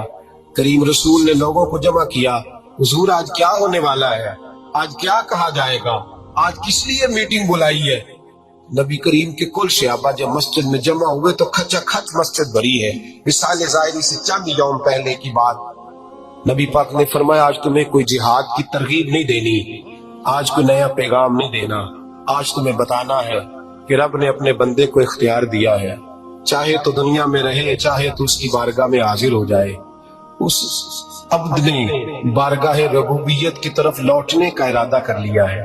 حضرت صدیق اکبر رونے لگے تو صحابہ نے کہا تمہیں کیا ہوا؟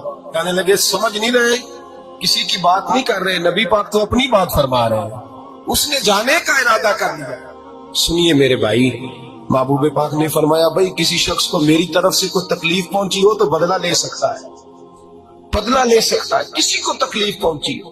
صحابہ پھوٹ کے رونے لگے، محبوبہ کرم ہی کرم ہوا ہے، رحمت ہی رحمت آئی، آپ کے بارے میں گمان کرنے والا بھی دائرہ ایمان سے نکل جائے گا۔ حضور آپ کیا فرما رہے ہیں؟ فرمایا نہیں بھائی اٹھو۔ پیچھے سے جناب عکاشہ بن محصن اٹھے، ہاتھ کانپتے ہیں، آگے بڑھے، کہنے لگے یا رسول اللہ ایک جنگ کے موقع پر آپ نے درہ مارا تھا، ننگی پیٹھ پر صفیں سیدھی کراتے، بات دل میں رہ گئی ہے، میں نے بدلہ لینا ہے۔ نبی کریم نے فرمایا بلال دوڑ کے جاؤ، فاطمہ کے گھر درہ پڑا ہے، درہ لاؤ۔ سیدنا بلال حبشی کہتے میں گیا، دستک دی سیدہ طیبہ طاہرہ، حضرت فاطمہ فرمانے لگی بلال کیسے آئے ہو؟ اماں جی وہ درہ چاہیے تھا۔ سیدہ کو تشویش ہوئی، کہنے لگے بلال نہ تو جنگ پہ جانا ہے، نہ جہاد ہے، نہ کوئی ایسا موقع ہے، حضور کی تو طبیعت مبارک بظاہر بڑی علیل ہے، درہ کیا کریں گے؟ حضرت بلال عرض کرنے لگے اماں جی ایک صحابی بدلہ لینے لگے ہیں، صاحب طبقات نے جملے لکھے ہیں، کہتے ہیں بی بی صاحبہ نے درہ بھی دیا اور امام حسن حسین کو بھی باہر نکالا۔ فرمانے لگی عکاشہ سے کہنا 100 درے مارے ان 2 شہزادوں کی قسم پر۔